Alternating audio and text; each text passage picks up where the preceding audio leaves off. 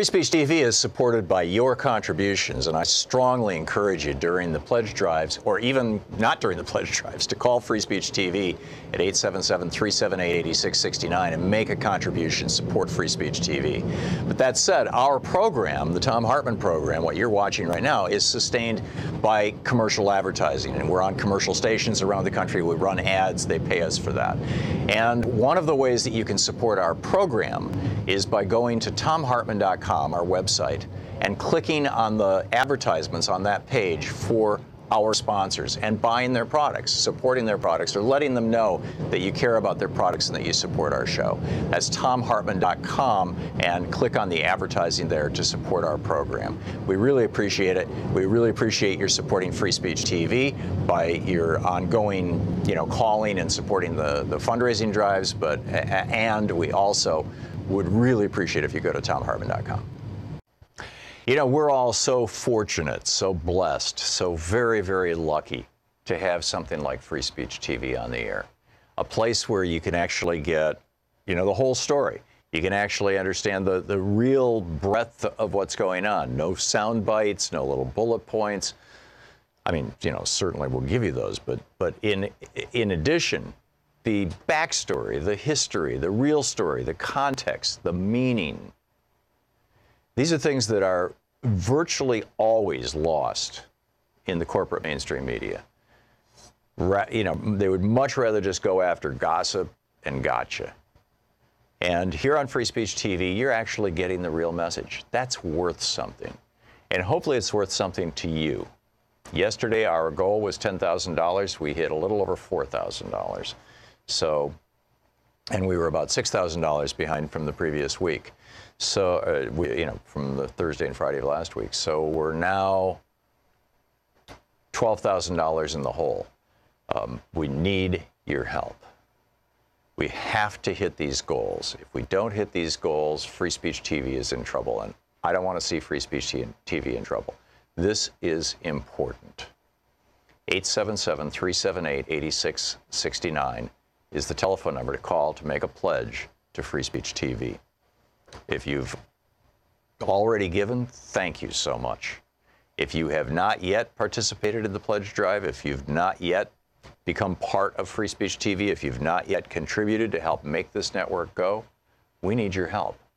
So please call now, 877-378-8669. This network runs on a budget that is so small relative to what the big networks run, and yet we're producing such great programming. And because that budget is small, because it's a small and lean and tight organization, we're able to do this with just your help, with just your support. And I mean, that's a really big deal.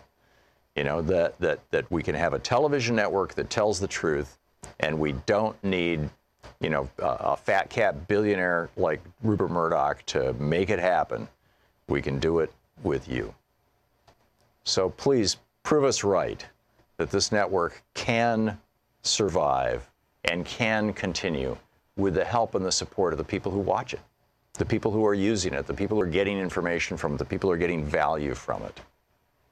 And I realize that value may be much more than you can give, or it may be less than you're getting on a daily basis that you would pay for, but you think that the network itself is really worth helping out in a bigger way, depending on what you can afford. So any amount, any contribution that you can make to Free Speech TV today is really appreciated and really helpful, particularly given how far behind we've fallen in the last 3 days of fundraising. Please call now, 877-378-8669. We need to keep Free Speech TV going. With a $30 gift, you get the Free Speech TV mini kit. That's the Vote 11618 bumper sticker and the Vote Free Speech TV button. With a $72 gift, you get my book, We the People, A Call to Take Back America. That's with a $75 gift. With a $120 gift, you get the Vote Free Speech TV t-shirt kit, which includes the bumper sticker or the sticker and the button. With $120 a month, can be $10 a month for a year if you'd like. With a $240 gift, you get the Vote Free Speech TV hoodie kit, which includes a Made in the USA hoodie, and this could be $20 a month for a year. Free Speech TV hoodie, Made in the USA, plus the bumper sticker or the sticker plus the button. With a $360 gift, $30 a month, you get the Vote Our Future pack, and that's the hoodie, the t-shirt, the button, and the sticker, all for $360. And with a $480 gift, or $40 a month for a year, you get everything. This is the all of the above package. It includes my book, We the People, A Call to Take Back America. It includes the bumper sticker, the button, the hoodie, and the t-shirt. So, you know, I realize that this collection of gifts don't represent enormous, monetary costs. Part of that is because, we're trying to save money for the network. I mean, wouldn't you much rather that your money goes to the network? But the book, I'm telling you, the book is really cool, and it makes a great gift. And it's been a long time since we've offered it, and it's a really, really great book. And that's with the $480 gift and with the $72 gift. And of course, with a $1,000 gift, come to Portland, and I'll take you to lunch. We've got some people coming this Friday, and I'm really looking forward to it. And if you're one of them, look forward to seeing you on Friday. People come in here, they hang out in our literally humble little studio for the last hour of the show, and then we walk next door, and there's a nice restaurant over there, have a nice lunch, and good conversation, get to know people. It's great fun, and you get to see Portland. It's just a great town. But most importantly, now Free Speech TV needs you. I know most of the year you need Free Speech TV. You turn it on to get the information you need. Right now, Free Speech TV needs you. So please meet that need. Please call now, 877-378-8669. Thanks so much for your support. Please call now. Want to connect with the show online? You can find the Thom Hartmann Program on Facebook, Twitter, and Instagram. This is the Thom Hartmann Program. Greetings, my friends, patriots, lovers of democracy, truth, and justice, believers in peace, freedom, and the American way. Thom Hartmann here with you. Happy 9/11. Happy is the wrong word, I guess.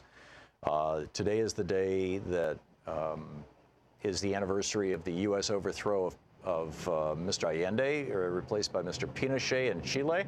And it's also the anniversary of 17 Saudis flying airplanes, and a few others, flying airplanes into the World Trade Center and into the Pentagon, and one of their planes being taken down in Shanksville, Pennsylvania. It is an extraordinary anniversary, and there's just so much going on in so many different areas relative to this. On the line with us is Medea Benjamin, the co-founder of Code Pink and Global Exchange. Her latest book, Kingdom of the Unjust, Behind the U.S.-Saudi Connection. CodePink.org, of course, the website, globalexchange.org, and you can tweet her at Medea Benjamin. Medea, welcome back to the program. Nice to be on with you. I'm sorry?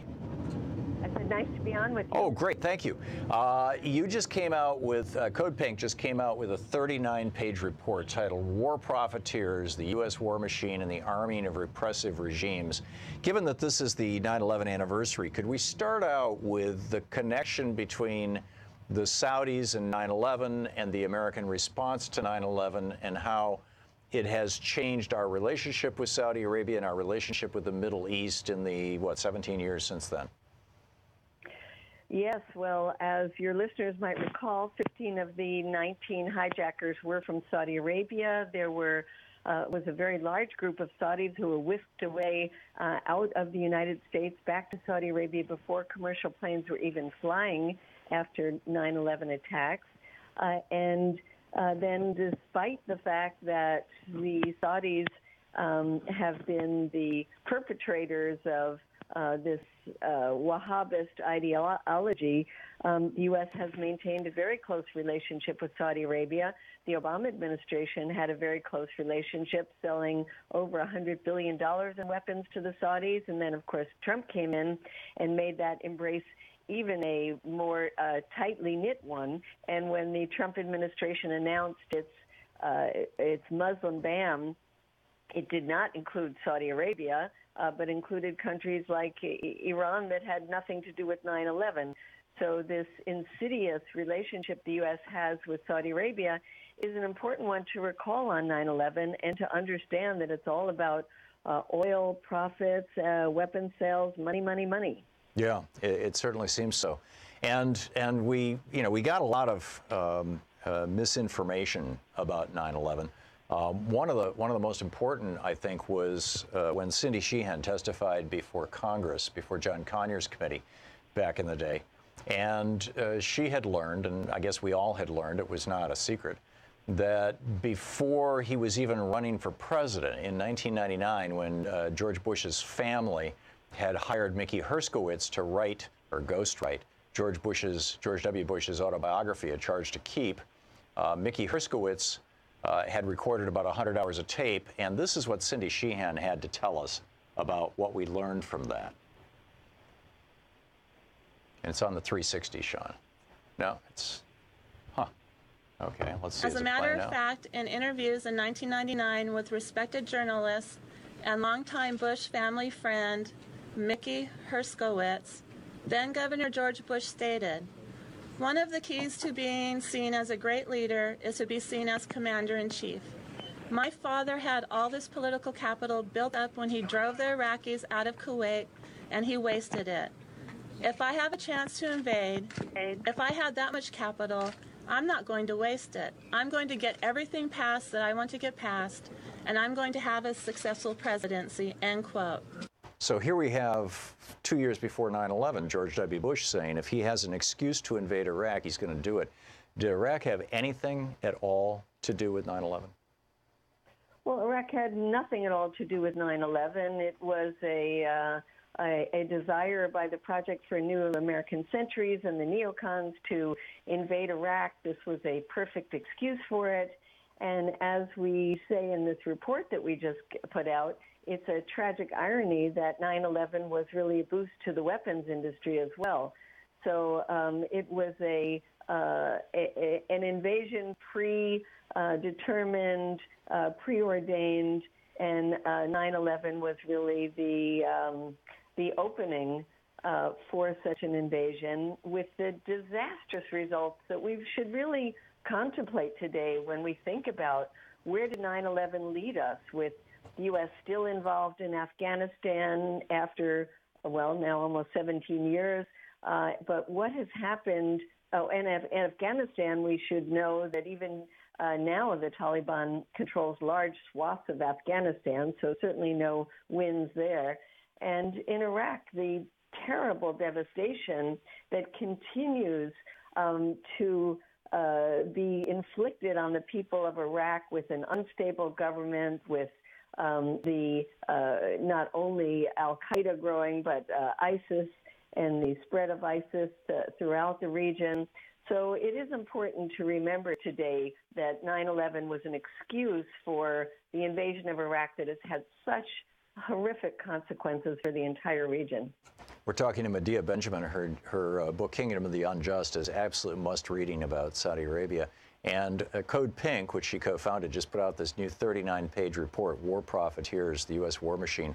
Medea, before we get to that, and I do want to get to that, before we do that, I'm curious your thoughts on what we should be most vigilant about if there was another 9/11 style attack or disaster, not necessarily the same form, airplanes hitting towers, but something that kills thousands of Americans in the name of a terrorist organization, with Donald Trump in office. What would you anticipate he might do, and that we should be concerned about?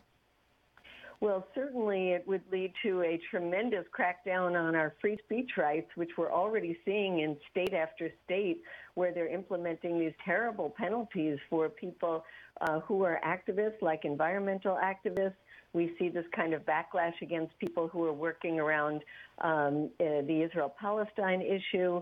So say goodbye to the free speech rights we have left, to the ability to choose places where we want to protest, because it will be protest pens. I would say rounding up of people who are dissenters.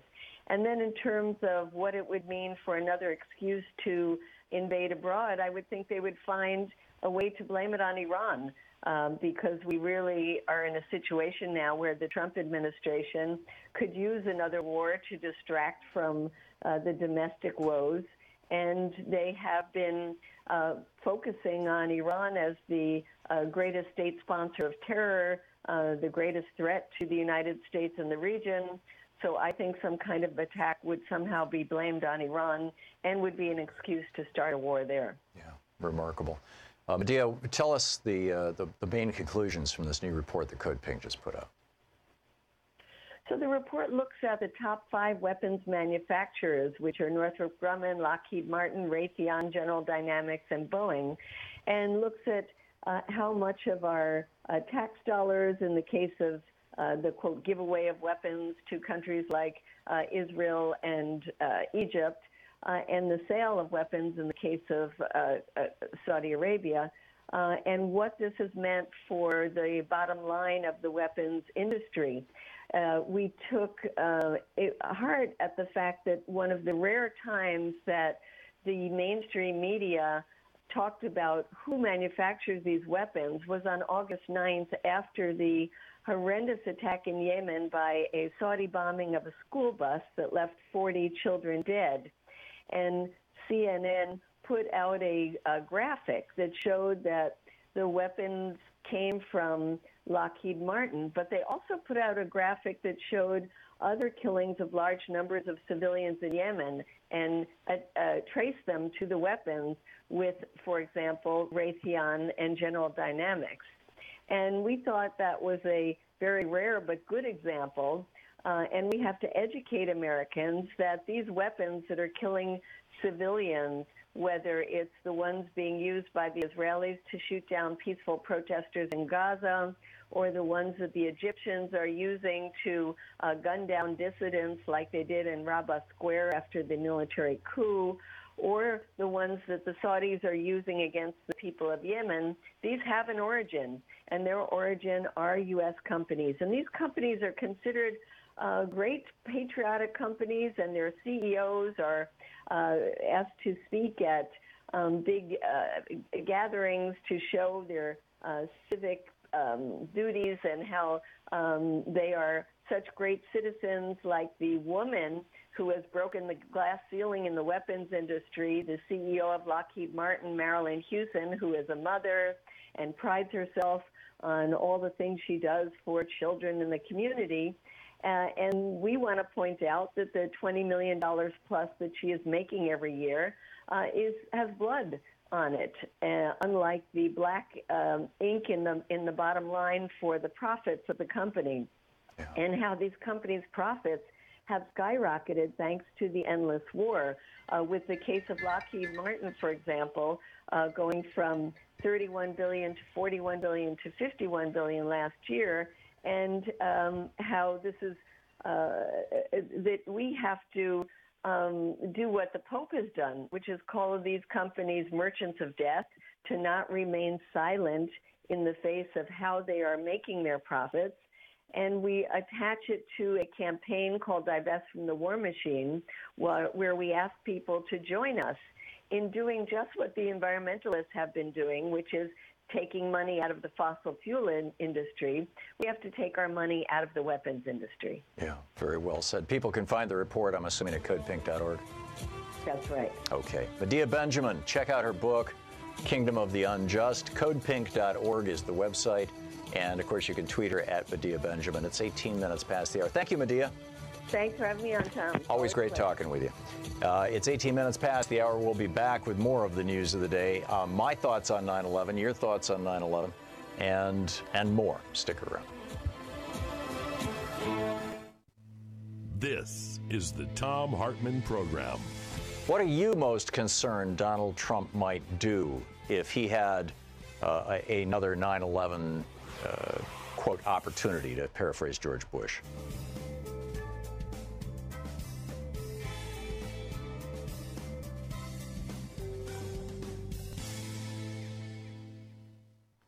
And welcome back. Jared in Downington, Pennsylvania. Hey, Jared, thanks for listening on the app. What's up? Hello, Tom.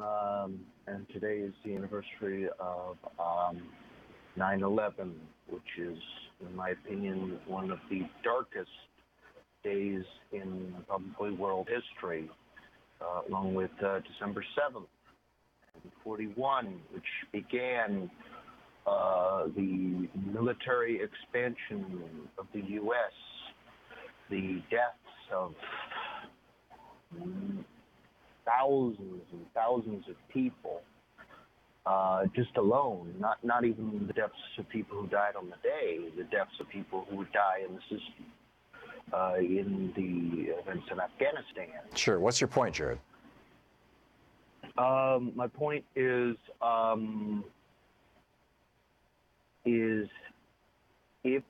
if we knew what was going to happen afterwards, would our and if it still happened, what would we have done differently if it had happened again?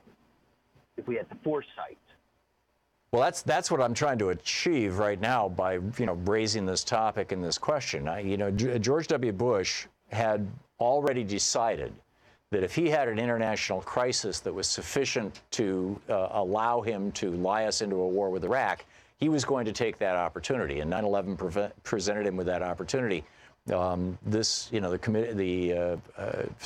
committee for the Project for a New American Century, back in '98 during the Bill Clinton presidency, had said it's time to invade Iraq, and Jeb Bush signed that document along with Wolfowitz and a whole bunch of others who ended up in the Bush administration, and George had not, but his brother certainly had.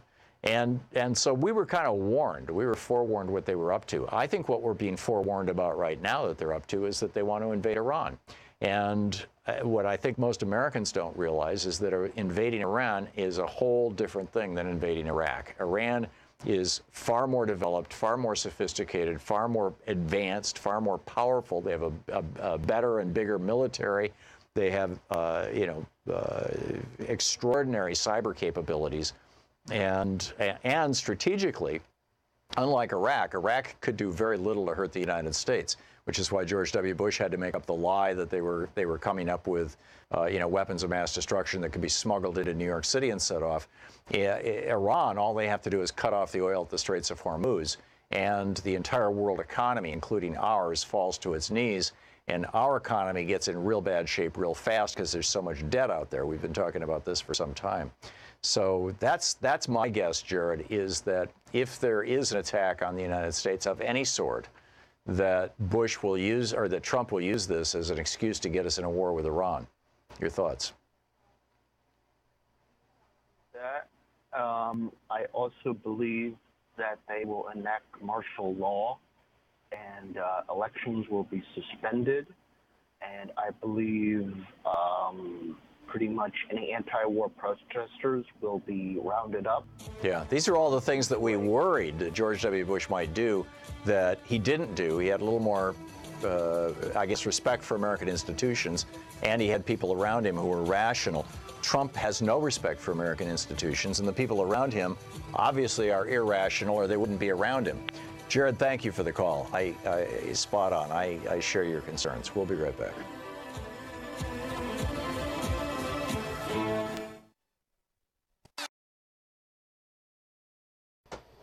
Free Speech TV is supported by your contributions, and I strongly encourage you during the pledge drives, or even not during the pledge drives, to call Free Speech TV at 877-378-8669 and make a contribution, support Free Speech TV. But that said, our program, the Thom Hartmann Program, what you're watching right now, is sustained by commercial advertising, and we're on commercial stations around the country. We run ads. They pay us for that. And one of the ways that you can support our program is by going to thomhartmann.com, our website, and clicking on the advertisements on that page for our sponsors and buying their products, supporting their products, or letting them know that you care about their products and that you support our show. That's thomhartmann.com, and click on the advertising there to support our program. We really appreciate it. We really appreciate your supporting Free Speech TV by your ongoing, calling and supporting the fundraising drives, and we also would really appreciate if you go to thomhartmann.com. Want to connect with the show online? You can find the Thom Hartmann Program on Facebook, Twitter, and Instagram.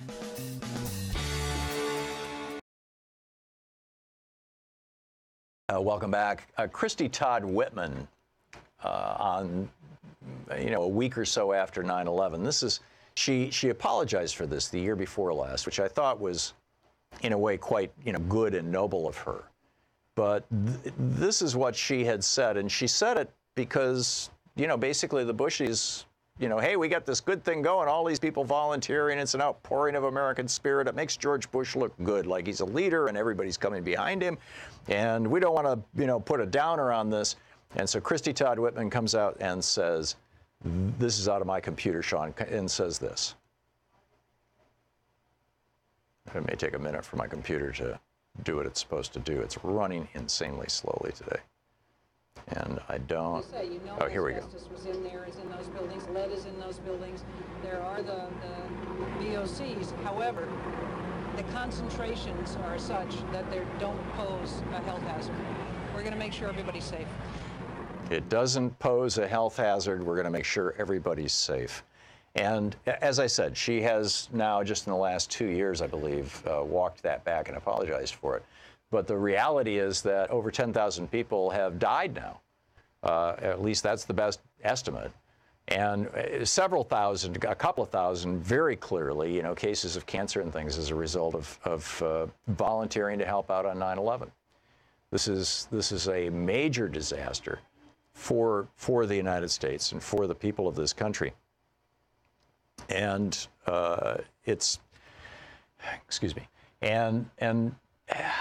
we really need to be, I think, having a conversation about how we deal with these kinds of disasters and that sort of thing. Gary in Albuquerque, New Mexico. Hey, Gary, what's on your mind? Good morning. My concern is that on August 6, 2001, presidential daily briefing was given to George Bush and Dick Cheney by Condoleezza Rice. It clearly laid out what was going to happen 35 days later. Yep. And nothing was done at any airport, to stop anybody who may be coming in. Nothing was done, period. I talked with Sandy Berger on this program back, 10 years ago or more. Many, many years ago, right? And Sandy Berger was Condoleezza Rice's counterpart. He was Bill Clinton's national security advisor. And he and Al Gore, the vice president, and the president, Bill Clinton, all directly and personally, according to Sandy Berger on my program, he came on and he said, George W. Bush was told explicitly by Bill Clinton, Bin Laden is coming after us. I realize you Republicans, when I tried to throw 3 cruise missiles at him in Afghanistan and missed him by 25 minutes, I realize you guys ridiculed me and said I was trying to wag the dog to get out of the impeachment hearings, but he's coming. Al Gore told the exact same thing to Dick Cheney, and Sandy Berger told the exact same thing to Condi Rice, and they all chose to completely ignore it and essentially stand down, which brought about 9/11, which turned Bush's failed presidency, and illegitimate presidency, by the way, at that point. Prior to 9/11, there was a lot of talk about, did Bush actually win in Florida? Turns out he didn't. And people knew it. I mean, intuited it, that the Supreme Court had made him president. So, yeah, it's a mess. It's 27 minutes past the hour. We'll continue this conversation about 9/11 after You're this. listening to the Thom Hartmann Program. Call 202-808-9925. So we've seen how one Republican has screwed this up really badly. How much damage could Trump do if he had a similar, quote, opportunity, to quote George W. Bush?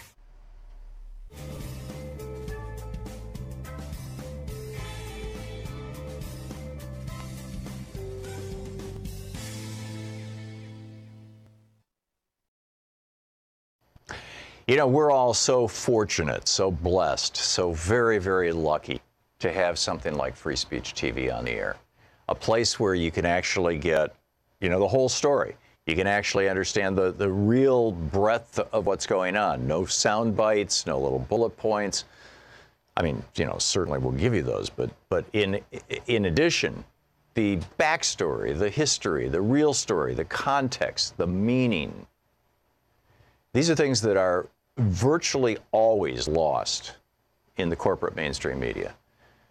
They would much rather just go after gossip and gotcha.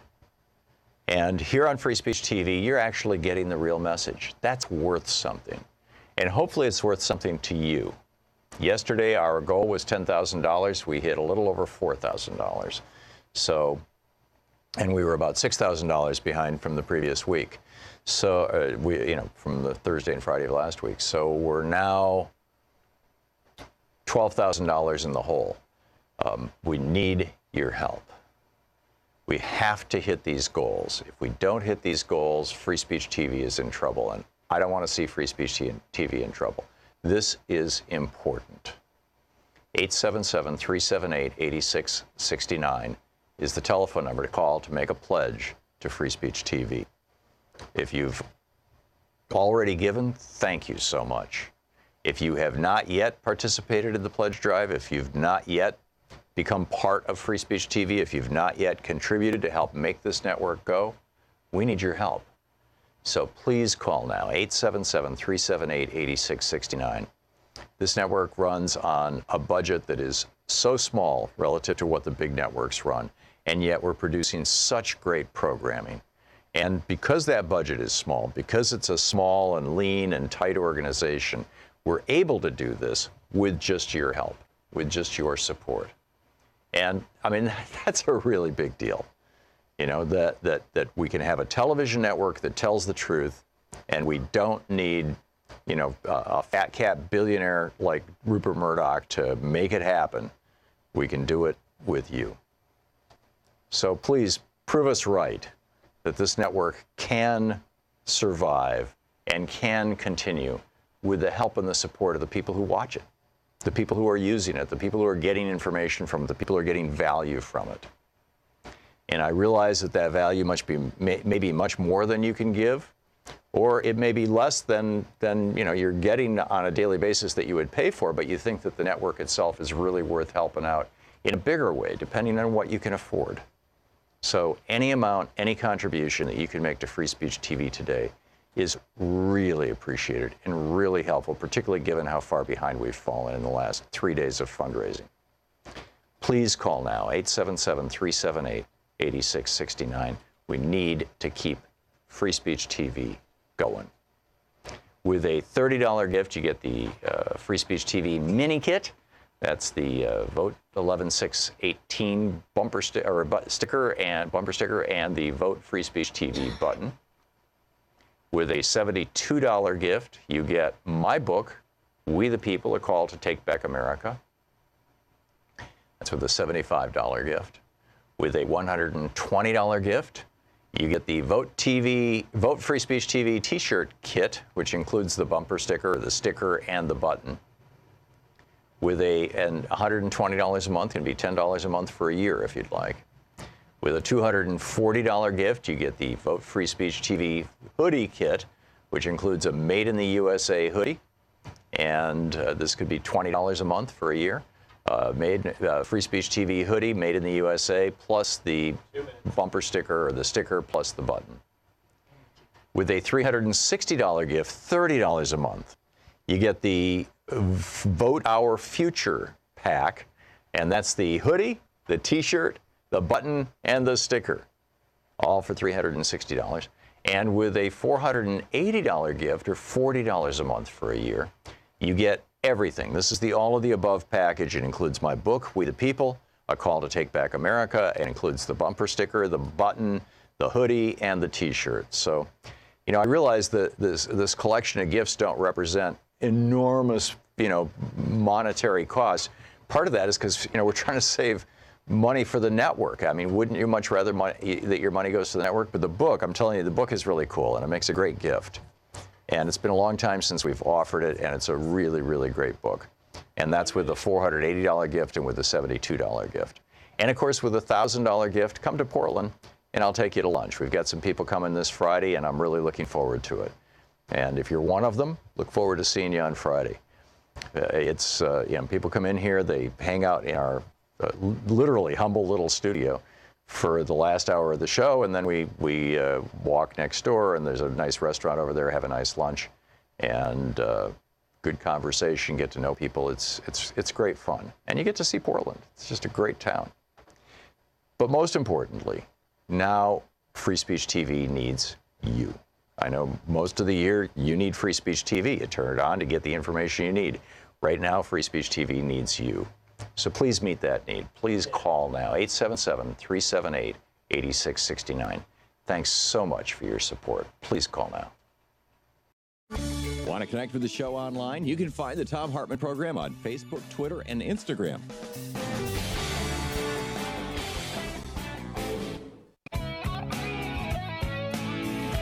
"34 minutes past the hour. Welcome back. Thom Hartmann here with you. Talk media for the sane among us. Robin in Kingston, Washington. Hey, Robin, what's on your mind today? Hi, Tom. Thanks for taking my call. I'm ex-air traffic controller. I used to work up at Boston Center in Nashua, New Hampshire. My sense is that you've probably driven by it a couple of times. Oh, yeah. And I serve as a surrogate whistleblower for air traffic controllers who were on duty on 9/11, and no names or anything like that, and have been in a couple of books here and there. And I don't want to discuss the particular and it cut DVD, video, and film and stuff like that.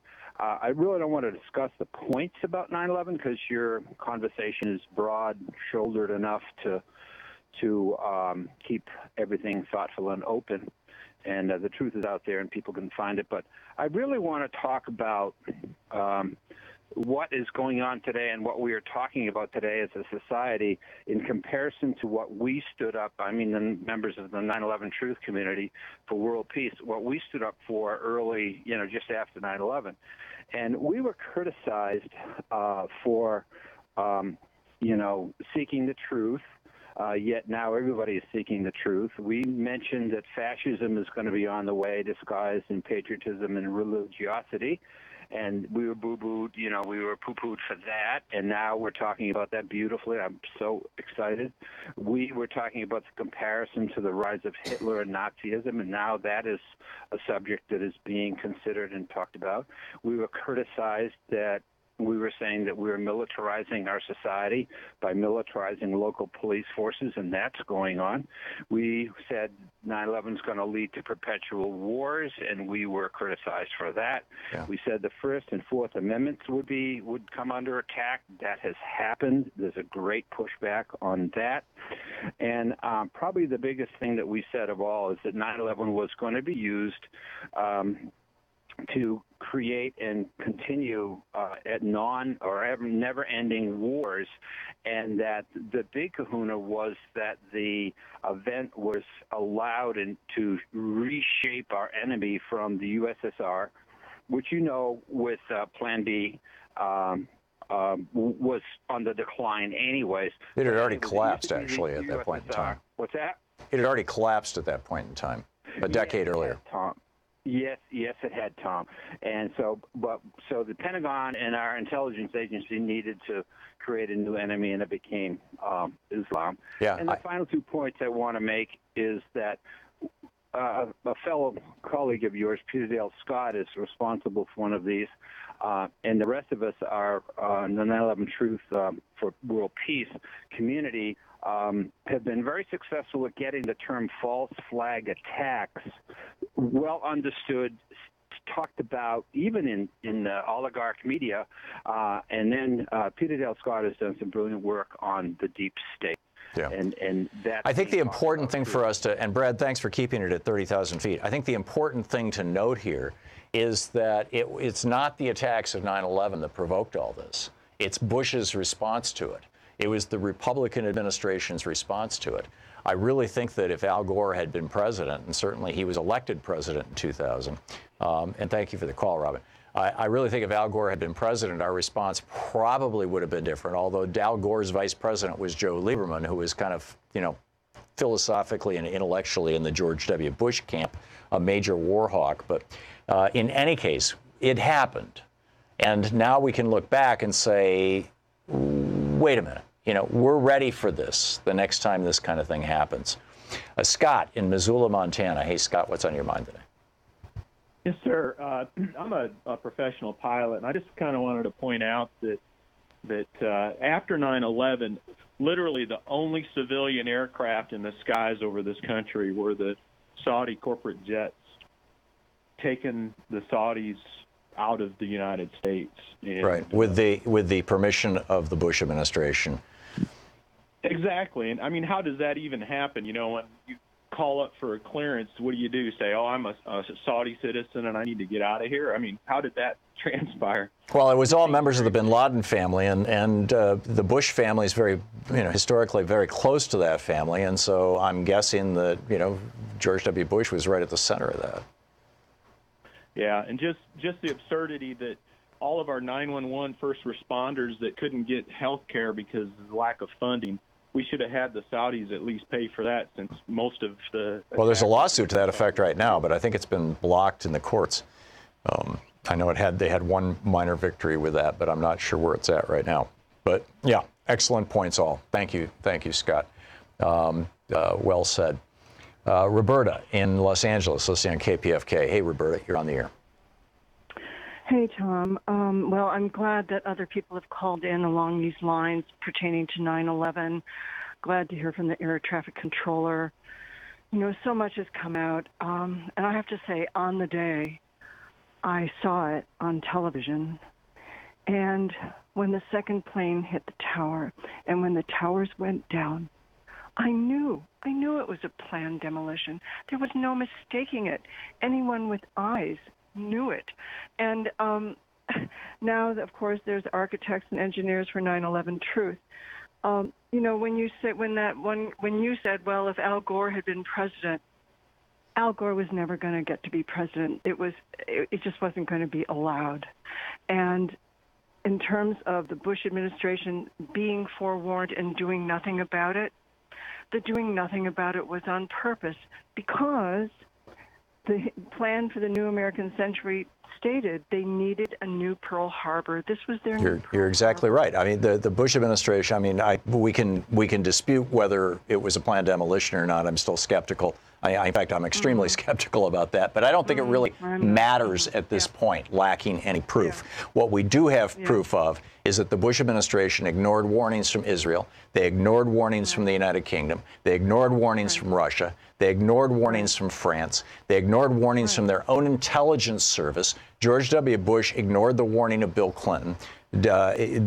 Dick Cheney ignored the warning of Al Gore. Condoleezza Rice ignored the warning of what's his name? Sandy Berger, the national security advisor, and they just, and George Bush, and frankly, after that August 6th briefing, and this is what I think is the most damning timeline, is the CIA keeps saying to Bush, it's coming, and finally, he's down in Crawford, Texas, having a couple of weeks into his 3 or 4 week summer vacation, and finally the CIA just flipped out. They said, this is it. We've got to fly a guy down there to talk to him. So they fly a guy from Washington, D.C. on a private government jet into the nearest airport to Crawford, Texas.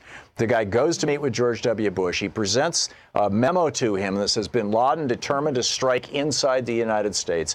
Bush says, literally says, you've covered your ass, now go home.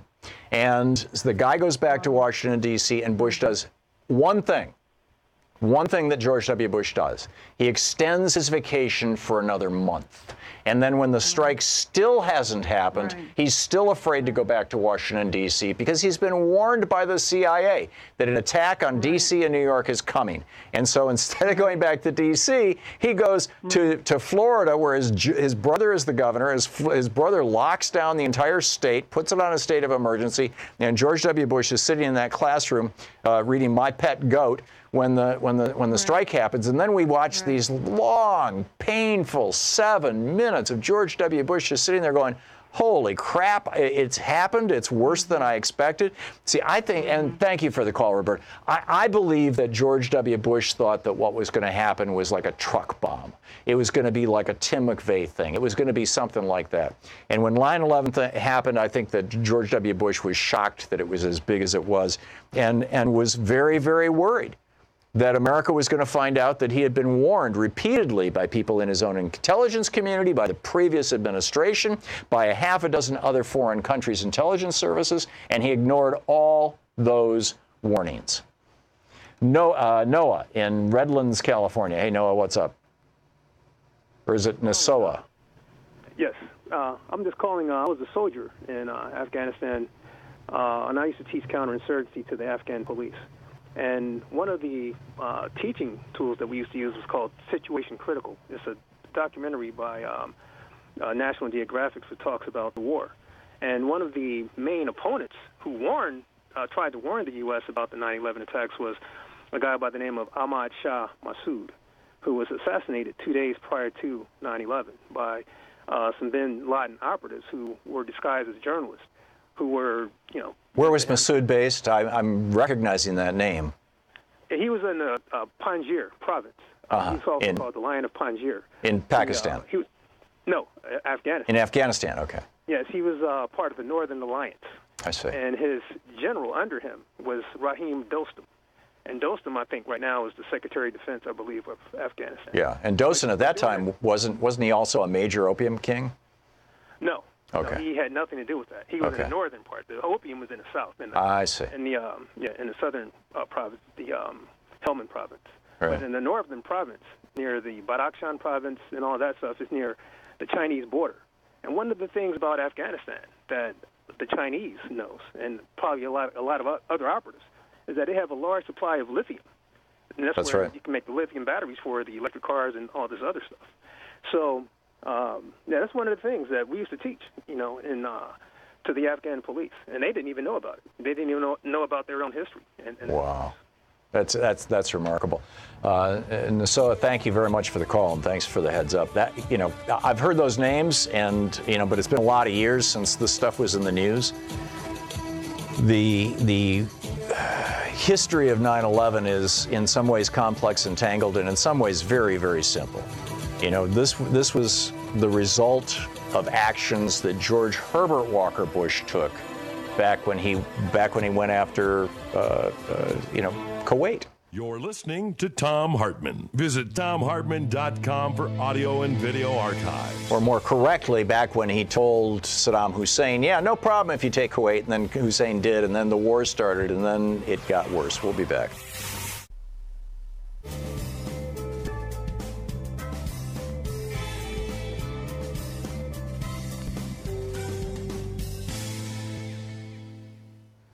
And welcome back.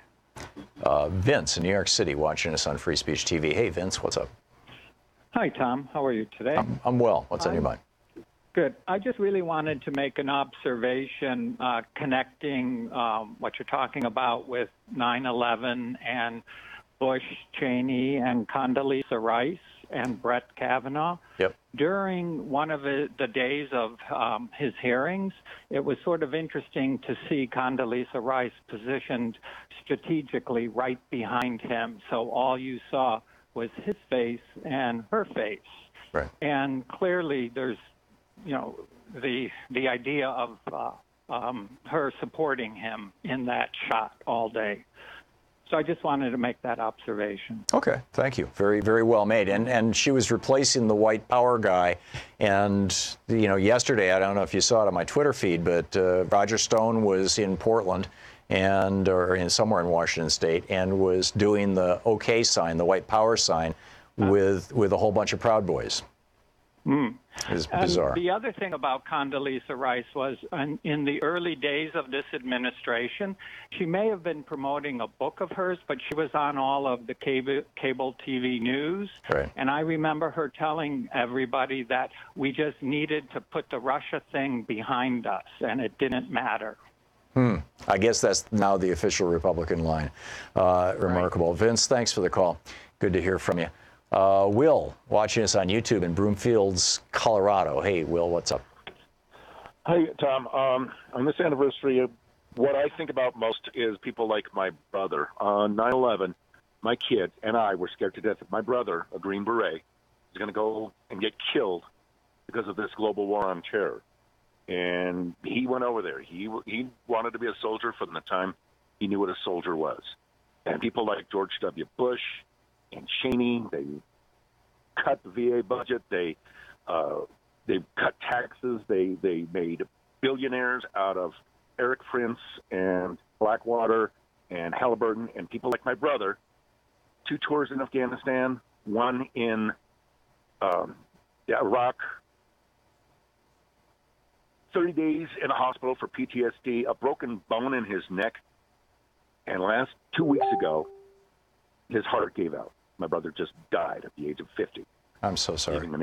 Leaving a 10-year-old daughter, an 8-year-old daughter, and a widowed wife. And I just want to say, I was always afraid that 9/11 and the warmongers in the White House would kill him. And it just took him 17 years to do it. I'm so sorry to hear that, Will. What was your brother's name? Jeff. Jeff. 28 years in the Army. Yeah. And they took his whole life. I'm so sorry. This is, Will, thank you for the call. And you know, my condolences to you and your family. And whew, that's a tough one. That's a tough one. And this is, I mean, you know, look at how we respond when an American dies as a result of Bush's lies. Can you imagine how an Afghan or an Iraqi, an Afghani or an Iraqi respond? Because, you know, again, knowing that Bush lied, knowing that Iraq had nothing to do with the war, knowing that in Afghanistan, Mr. Mullah Omar had offered to arrest bin Laden and give him to the United States if we wouldn't attack the country, and George Bush said, no, I want to have a war, it's good for my presidency. Can you imagine how these people feel as well? This is just terrible.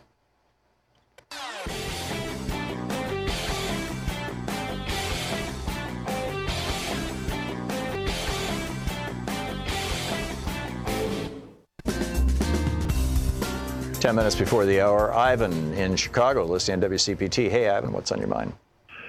Hey, Tom. Despite all our jingoistic hubris in Afghanistan, on 60 Minutes a month ago, we found out that our troops cannot walk outside their compound in Kabul because suicide bombers are waiting and blow themselves up to kill our guys. Right. The only way troops can travel is by helicopter.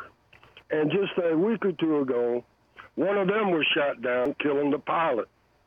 And after the Afghan president called for a ceasefire, our embassy compound in Kabul was attacked by a mortar fire, which killed dozens of Afghans, and how many Americans has not been reported, I don't think.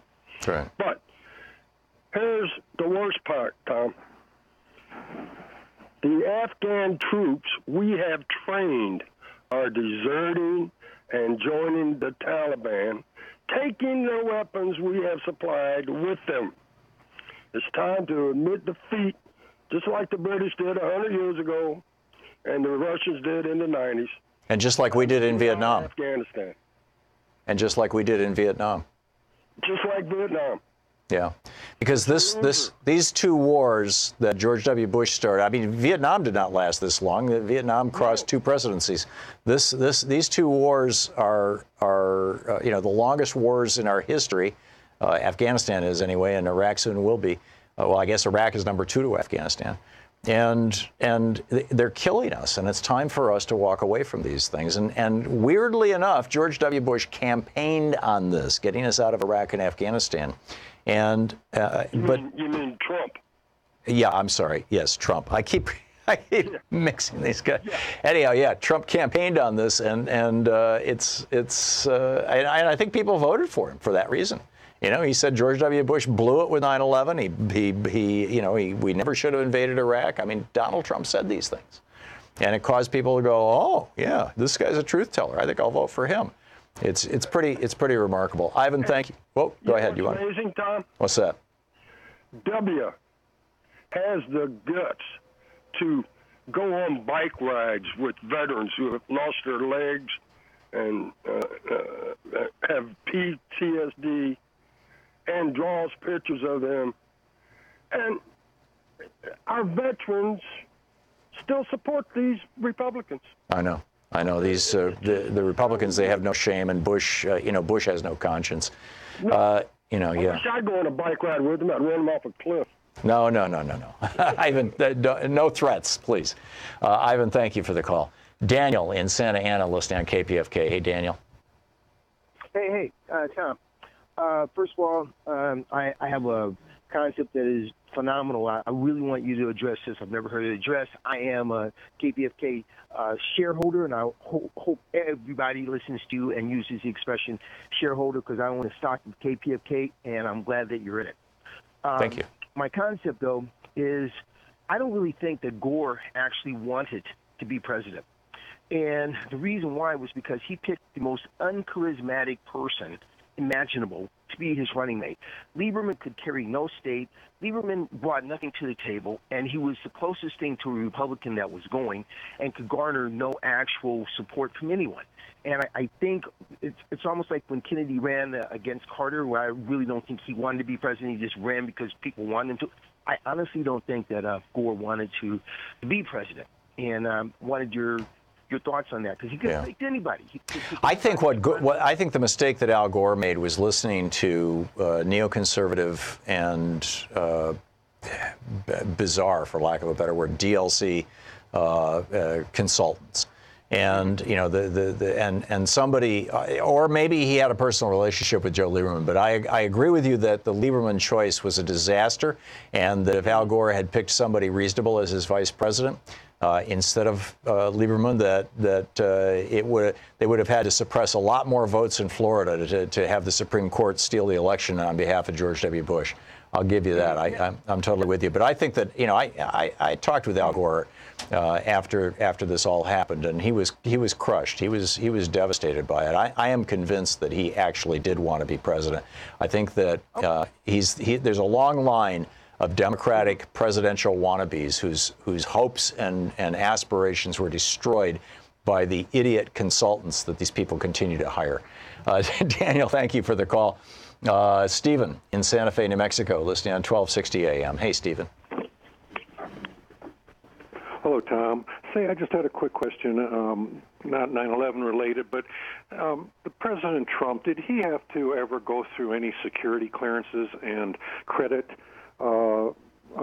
checks on him? When I got a clearance to work at one of the national laboratories, I had to submit to FBI interviews. They checked my credit, what kind of lawful citizen I was, and I had to go through a lot of things, and it doesn't seem like they've ever done that for Trump, have they? To the best of my knowledge, no. And the reason why is because he ran for president. Well, he ran for elective office. I'm pretty certain that there is no background check required if you're going to run for the House of Representatives, for the Senate, or for the White House. And I think you can make a case that that's actually a good thing. Because if a government agency, a police agency of our government, could block someone from running for public office, right now, you and me, we're saying, well, gee, it should, they should hold him, they should have held him accountable for all the stupid things he's done. But the flip side of that is, what if that government agency has decided that they didn't want say Bernie Sanders to run for president? All they'd have to do is just come out and say, we don't think he can get a security clearance. We're not going to give him a security clearance. He went to Russia on his honeymoon back in the day, and that's the end of his presidency, of his candidacy. I really think that, that's a vetting that needs to be done by the political opponents, which is, obviously what Hillary Clinton was doing, getting the Steele dossier, among other things, which is an entirely appropriate thing. So, Stephen, that's my concern. Anytime, it's just like people who say, well, somebody should be the arbiter of fake news. No, the people should be, in my opinion. You're listening to Thom Hartmann.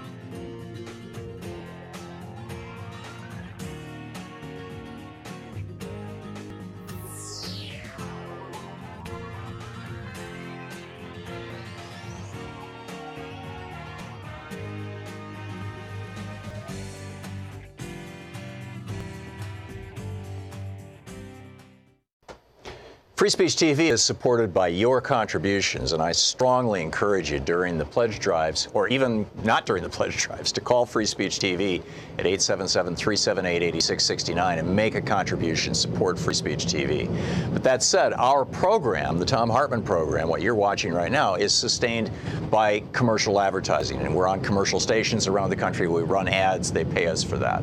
And one of the ways that you can support our program is by going to thomhartmann.com, our website, and clicking on the advertisements on that page for our sponsors and buying their products, supporting their products, or letting them know that you care about their products and that you support our show. That's thomhartmann.com, and click on the advertising there to support our program. We really appreciate it. We really appreciate your supporting Free Speech TV by your ongoing, calling and supporting the fundraising drives, and we also would really appreciate if you go to thomhartmann.com. We're all so fortunate, so blessed, so very, very lucky to have something like Free Speech TV on the air. A place where you can actually get, the whole story. You can actually understand the real breadth of what's going on. No sound bites, no little bullet points. I mean, certainly we'll give you those, but in addition, the backstory, the history, the real story, the context, the meaning. These are things that are virtually always lost in the corporate mainstream media.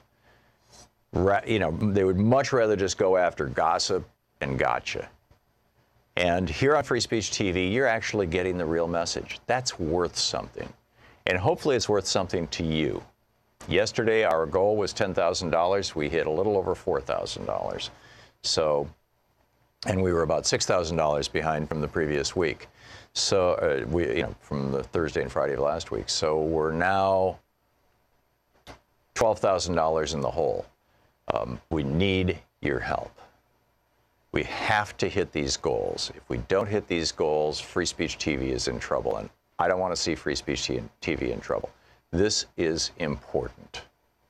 877-378-8669 is the telephone number to call to make a pledge to Free Speech TV. If you've already given, thank you so much.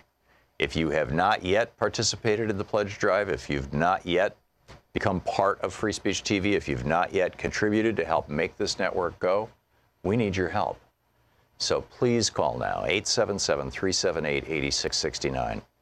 This network runs on a budget that is so small relative to what the big networks run, and yet we're producing such great programming. And because that budget is small, because it's a small and lean and tight organization, we're able to do this with just your help, with just your support. And I mean, that's a really big deal.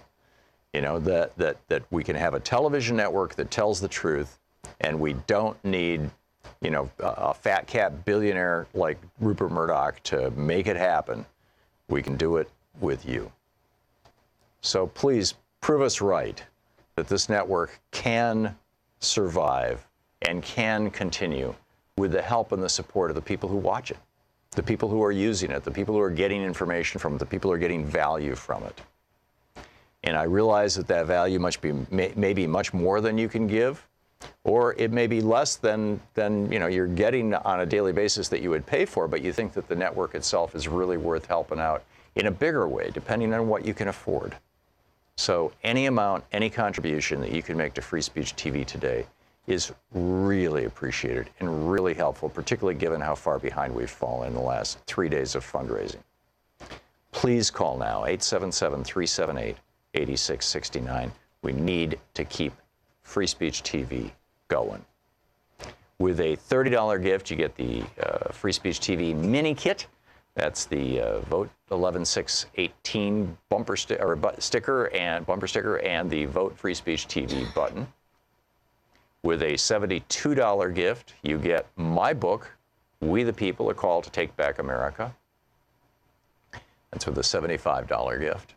With a $120 gift, you get the Vote Free Speech TV t-shirt kit, which includes the bumper sticker or the sticker and the button. With $120 a month, can be $10 a month for a year if you'd like. With a $240 gift, you get the Vote Free Speech TV hoodie kit which includes a Made in the USA hoodie, and this could be $20 a month for a year. Free Speech TV hoodie, Made in the USA, plus the bumper sticker or the sticker plus the button. With a $360 gift, $30 a month, you get the Vote Our Future pack, and that's the hoodie, the t-shirt, the button, and the sticker, all for $360. And with a $480 gift, or $40 a month for a year, you get everything. This is the all of the above package. It includes my book, We the People, A Call to Take Back America. It includes the bumper sticker, the button, the hoodie, and the t-shirt. So, you know, I realize that this collection of gifts don't represent enormous, you know, monetary costs. Part of that is because, you know, we're trying to save money for the network. I mean, wouldn't you much rather that your money goes to the network? But the book, I'm telling you, the book is really cool, and it makes a great gift. And it's been a long time since we've offered it, and it's a really, really great book.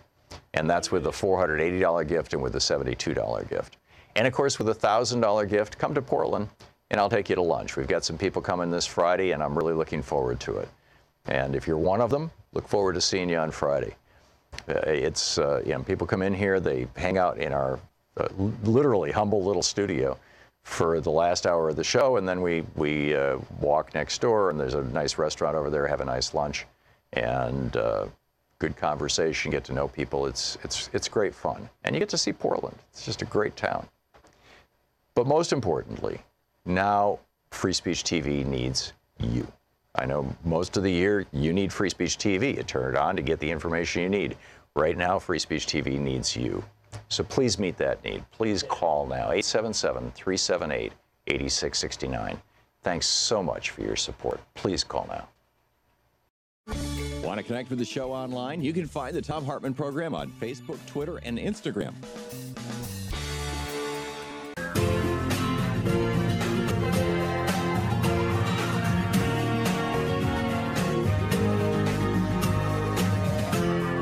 This is the Thom Hartmann Program. Welcome back. Thom Hartmann here with you. And on the line with us is Davis Hammett. He is an activist and founder of Loud Light. Loudlight.org is the website. Davis, welcome to the program. Hi, thanks for having me. We had Greg Palast on yesterday talking about this. I think it's worth revisiting. You guys are, you're on the ground in Kansas? Yeah, I live in Topeka, Kansas. I could throw a stone and it would hit the State House here. Okay. So tell us what happened in the primary election where Chris Kobach, the notorious voter purger, has been responsible or involved with, you know, this effort largely financed and funded by right-wing billionaires, been responsible for purging probably millions, certainly hundreds of thousands of voters off the voting rolls in Wisconsin, Ohio, Michigan, Pennsylvania, you know, states all over the country, and apparently in Kansas too. What happened in this primary where the Secretary of State, the guy in charge of the vote in Kansas, ran in the primary for governor? Yeah, so it's worth mentioning that there's a lot of ways that we have voter suppression going on. The purging of voter rolls through Kansas Crosscheck, it's actually that national program. It started here in Kansas, and it used to be run in a way that was very cautious to not try to throw legitimate people off. But when Chris Kobach took over, he started using it in an incredibly irresponsible way that started purging potentially millions of people around the country. But we've also had the situation where we had documentary proof of citizenship here, where people would have to bring in their birth certificates to be able to vote. That finally got thrown out by a federal judge just this summer. So this was actually the first election in a long time in Kansas where tens of thousands of people were allowed to vote because they ruled that they had illegally been thrown off because they didn't submit their birth certificate. But the particular problem we had here, in addition to we don't know how many people were purged, so there's plenty of people who showed up and found out they couldn't vote because they weren't registered. But we also had a problem where different counties were choosing to reject ballots for different reasons, such as in Johnson County, where they said that 153 people, their signatures didn't match on their ballot, and so they threw those out, where other counties didn't do that. We also if I may interrupt, isn't it true that in Kansas there is no state requirement that the signatures match? It's simply a practice. Yeah, so this is kind of interesting. This is a law, go figure, written by Chris Kobach. And what it does is whenever you first request a ballot, your signature does have to match. They verify that when you request to have a mail ballot. And at that point, if your signature doesn't match, they have time to try to contact you and say, we don't think your signature matches. Was this really you? And state law does say that, but whenever you get the ballot back, whenever you send in your ballot, state law just says it has to be signed. It doesn't say they're allowed to go through the verification process because they don't have time to try to cure it. So they're applying a stricter standard to ballots coming from counties that might have voted against Chris Kobach. Is that what you're saying? That's exactly what it appears to be. And so Kansas elections are run county by county. But for the biggest counties, the Secretary of State, Mr. Kobach, appoints the people in those counties who run elections. And it seems like places where Mr. Kobach was likely to pick up votes, they had a very relaxed standard on not rejecting anyone. But in counties like Johnson County, where Mr. Collier, the current governor, was obviously the favorite, there was a very, very strict standard where they threw out lots of votes. Was this a dictate that is documentable from Secretary of State Kobach's office to these election officials, or were they simply partisan election officials who were in the bag for Kobach and they knew what to do? So I can't exactly say, but these are political appointments, and Ronnie Metzger, the Johnson County Elections Commissioner, in that county that should have gone more strongly for Collier, he actually was the head of the Republican Party of that county. He has deep ties to Chris Kobach. It's very questionable. And then also, because of the optics, Chris Kobach finally at the last minute recused himself from handling the primary, or he said he did, but now we know through the Kansas City Star did open records request, and Mr. Kobach was talking to Ronnie Metzger, the Johnson County Election Commissioner, into the AMs, I think at 1 and 3 a.m., while their system had allegedly crashed, and then we didn't get the election results till the next morning. The system allegedly crashed? What's going on with this?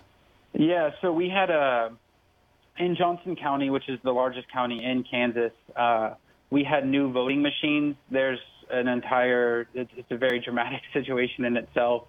But we had new voting machines, and they had a issue tabulating the results. And then I think it was around 3 a.m. they said they weren't going to be able to do it that night. And so they came back the next morning, and then at about 9 a.m. the next morning, they told us the results. There's lots of questions about these machines, how they're handled. They don't really give voters a clear chance to verify that their votes were accurately cast. So those are under a lot of scrutiny right now, and the software company is saying that it was just a software issue. Right. Who makes these machines? I think this is ES&S or ESS&S. Yeah. Yeah, remarkable.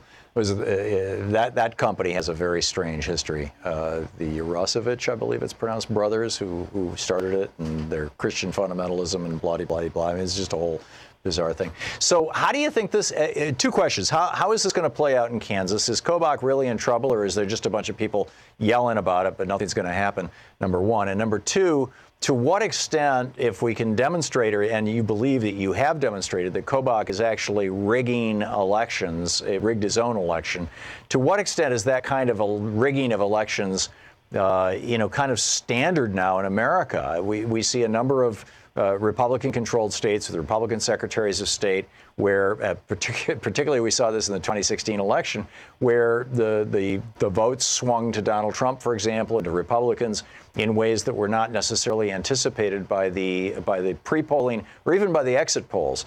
To what extent is what we're seeing here now just this is the way we do it in America? Our election systems are no longer safe.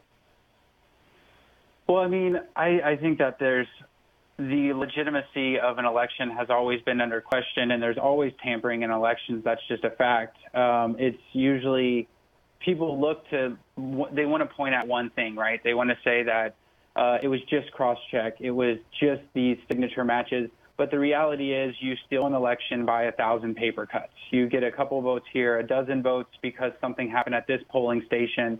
And the goal is to work to remove those issues, and that's why I was raising these objections.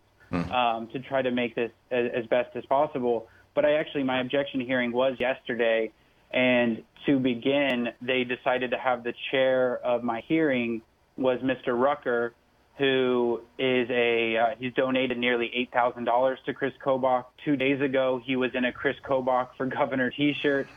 He is Chris Kobach's subordinate, and he was the acting director of elections while Mr. Kobach recused himself. And while I made these whole points that it was a violation of due process, I couldn't get an impartial hearing if he was the chair, or if he was on the panel, let alone the chair, and he refused to recuse himself. And then I made all my objections of how, on various points, from unaffiliated voters to signature matching, state laws had been broken, U.S. constitutional precedent had been broken, and instead they heard out my objections. And then they tried to challenge my standing. They tried to kick out my case. And when they legally couldn't do that, they just, without any reasoning, they just ruled that all of my objections were denied. Wow. Incredible. So is this dead in the water now? So for this process, it is, 3 Republican operatives who somehow, it's a really awful process currently how we do this. But the only way to go forward now would be to bring a lawsuit, which I am contemplating. I'm just bringing this as a citizen, and I thought these issues had to be brought to light. I'm not positive if I'm going to bring a lawsuit yet or not, but I did see last night on the news already election officials are saying that, well, they don't think that what I brought up would have changed the outcome of the election. They do think that I brought up legitimate concerns that need to be addressed. So if nothing else, there's public awareness on these issues, and I'm considering a lawsuit right now. Wow. Well, keep us up to date, would you, Davis? Yeah, thanks for having me. That's Davis Hammond. He is an activist and founder of Loud Light. Loudlight.org is the website, an election integrity group in Kansas. Loud_light is the Twitter handle. And as I said, loudlight.org is the website. Davis, great work you're doing, and I look forward to talking with you in the future. We'll be back in just a moment with more of the news of the day. My thoughts, your thoughts, all of this stuff right after this. This is the Thom Hartmann Program. And, of course, it's 9/11. We talked about it for the whole previous hour. We can get back around to it if you'd like. If you have thoughts or comments, give us a shout.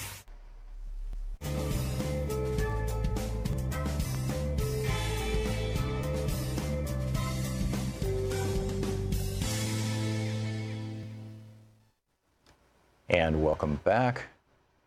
Mike in Washington State, listening on KBCS. Hey, Mike, what's up? Hi, Tom. Hey, Mike. Thanks for taking my call. My pleasure. 9/11. I am a flaming liberal. I never would have voted for Republican in my life, but I think that 9/11 was a failure of the security experts in this country and politicians. It never should have happened. There was that plane that was hijacked in France in early 90s, 93, I think, and the French realized that they were going to use that as a bomb, and they went in and killed all the hijackers, and after that, there were locks on the cockpit doors of every airplane in France, and that also was a standard procedure in Israel. Yeah, it had been in Israel from the very beginning, Mike. We've got to turn up the volume on the hybrid here. Locks on those cockpit doors, and 9/11 would never have happened. Yeah, absolutely. And Israel had always had that, and the Europeans had that after the 80s. Actually, it was in the 70s when there were all those hijackings to Cuba here in the United States. And Congress prepared, Teddy Kennedy was an advocate for this, prepared legislation to require the hardening of the cockpit doors back in the late 70s, early 80s. And the airline industry made major donations to a bunch of Republicans who fought that back and basically said, no, we're not, it ain't going to happen. We're not going to have this going on. And as a result of that, we had 9/11. I mean, it was very easy to hijack a plane in the United States, uniquely. Pretty much every place else in the world had done it. And the airline industry wanted to, oppose this because it would have cost them a couple $100,000 per plane to set it up, and they didn't want the expense, which is just absurd. And so, these guys just, walked through this hole in our security. And you know, it was absolutely unnecessary. I think, you know, Mike, spot on. Thanks for the call. Nathan in Dallas, Texas, watching us on YouTube. Hey, Nathan, what's up? Yeah, Tom, it's 9/11. There's always this talk about 3,000 people that died. That was 17 years ago. 1 year ago, there was a hurricane. 3,000 Puerto Ricans are dead. Not from hijackers, but from negligence from the man at the top. Where's that memorial? Yeah, it's, you know, I think it's something that we all know, we all remember, that George W. Bush ignored the warnings. He ignored the presidential daily briefing on August 6th. He ignored what he was told by Bill Clinton when he came into office, that bin Laden is your #1 priority. He's coming to attack us on U.S. soil. Dick Cheney ignored what Al Gore told him. Or maybe they took it to heart and just decided, you know, an attack wouldn't be such a bad thing. There are people suggesting that. I'm not ready to go there yet, but you know. I'm referring to the hurricane last year, 1 year ago. Oh. So 3,000 deaths that have happened under the Trump, because of Trump's negligence. Oh, I see. You're talking about about Puerto Rico. Yes. Sorry, I missed that. I got distracted here by text message. Yeah, spot on, Nathan. And this is something that deserves more attention, too. Thanks so much for the call. It's 20 minutes past the hour. We'll be back with more right after this.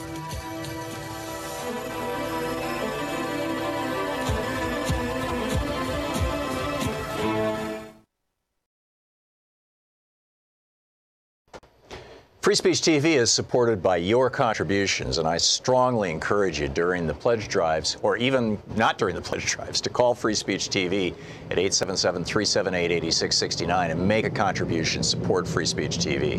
But that said, our program, the Thom Hartmann Program, what you're watching right now, is sustained by commercial advertising, and we're on commercial stations around the country. We run ads. They pay us for that. And one of the ways that you can support our program is by going to thomhartmann.com, our website, and clicking on the advertisements on that page for our sponsors and buying their products, supporting their products, or letting them know that you care about their products and that you support our show. That's thomhartmann.com, and click on the advertising there to support our program. We really appreciate it. We really appreciate your supporting Free Speech TV by your ongoing, you know, calling and supporting the fundraising drives, and we also would really appreciate if you go to thomhartmann.com. Want to connect with the show online? You can find the Thom Hartmann Program on Facebook, Twitter, and Instagram.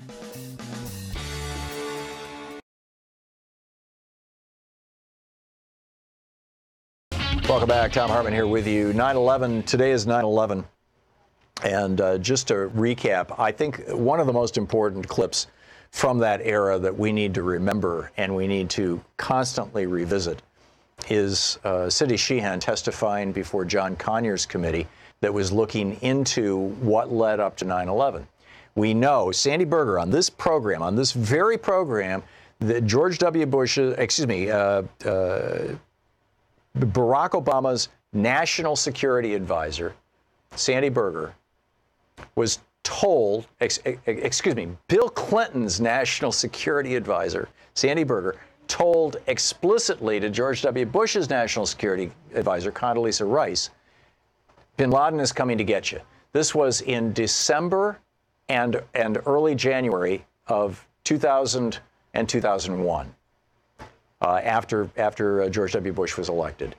The previous administration, the Clinton administration, had been for several years aware of the fact that bin Laden was planning to strike the United States. They tried to do something about it. In the midst of his impeachment hearings, Bill Clinton fired 3 cruise missiles into bin Laden's camp in Afghanistan. At that point in time, bin Laden, about 20,000 people had been through the camp. There was an estimated 5,000, quote, hardcore al-Qaeda fighters hanging out with bin Laden. And that was it. In the entire world, there were 5,000 members of al-Qaeda. Al-Qaeda today is larger than it has ever been. It is stronger than it has ever been because of the way George W. Bush reacted to this. He could have said to the world, we are the victims of an infamous crime. This guy is not a nation. He doesn't represent a nation. He is a criminal and a madman using the Saudi interpretation of Islam, this Wahhabist interpretation of Islam. He was a Saudi citizen himself, bin Laden, using this interpretation of Islam to justify the murder of roughly 3,000 American citizens, not to mention a lot of other people. And that's wrong. It's an insult to Islam. It's an insult to Saudi Arabia. It's an insult to the whole thing. And therefore, I, George W. Bush, following 9/11, I am asking the world community to join me and Interpol to join me in tracking down these people around the world using police action. And I am taking the offer that Mullah Omar made to me that he will arrest bin Laden and turn him over to a third country for trial. We are going to do that. We're going to have a trial of this criminal, and we're going to put this behind us. If that had been how George W. Bush responded to 9/11, bin Laden would have been put on trial. He would have been found guilty. Bin Laden's people would have been arrested by the government of Afghanistan and others associated with them. After 9/11, the Taliban had turned completely against bin Laden and al-Qaeda. We had an opportunity to clean this whole thing up. And by the way, we weren't the only country to have been attacked by terrorists and to respond in the way that I'm suggesting. Back in the 80s, you had Aldo Moro, the former prime minister of Italy, was kidnapped by the Red Brigades and died in the trunk of the car that kidnapped him. I believe he suffocated. I don't recall exactly how he died, but he died. You had the Gray Hand. You had this group in Germany that was blowing things up. You had obviously the IRA in the UK, in England. The IRA was active there. They damn near killed Margaret Thatcher. They blew up number 10 Downing Street, or the building next door to it. So, terrorism was nothing new. And the response of civilized countries to the terrorism wasn't, when the IRA tried to blow up number 10 Downing Street, the British didn't say, oh, we're going to declare war on Ireland. It just didn't happen. We used police. But Bush didn't want to do that because starting back in 1999, he told his biographer if he had a chance to go to war, he was going to take it. And here it is. As a matter of fact, in interviews in 1999 with respected journalists and longtime Bush family friend Mickey Herskowitz, then Governor George Bush stated, "One of the keys to being seen as a great leader is to be seen as commander-in-chief. My father had all this political capital built up when he drove the Iraqis out of Kuwait, and he wasted it. If I have a chance to invade, if I had that much capital, I'm not going to waste it. I'm going to get everything passed that I want to get passed, and I'm going to have a successful presidency," end quote. And that was 2 years before 9/11. That was before George W. Bush even announced that he was going to run for president. He wanted to have a war. He thought it would be politically helpful to him. And then you look at Donald Trump back in November of 2010, tweeting that he believed that Barack Obama was going to declare a war somewhere to help him in the midterm elections, which means Trump is thinking the same way that Bush was thinking, which means we really need to be concerned. It's 27 minutes past the hour. You're listening to the Thom Hartmann Program. Call 202-808-9925. Can you imagine how different the world would be if the Bush administration had responded to 9/11 the way that all the European governments responded when they suffered terrorist attacks?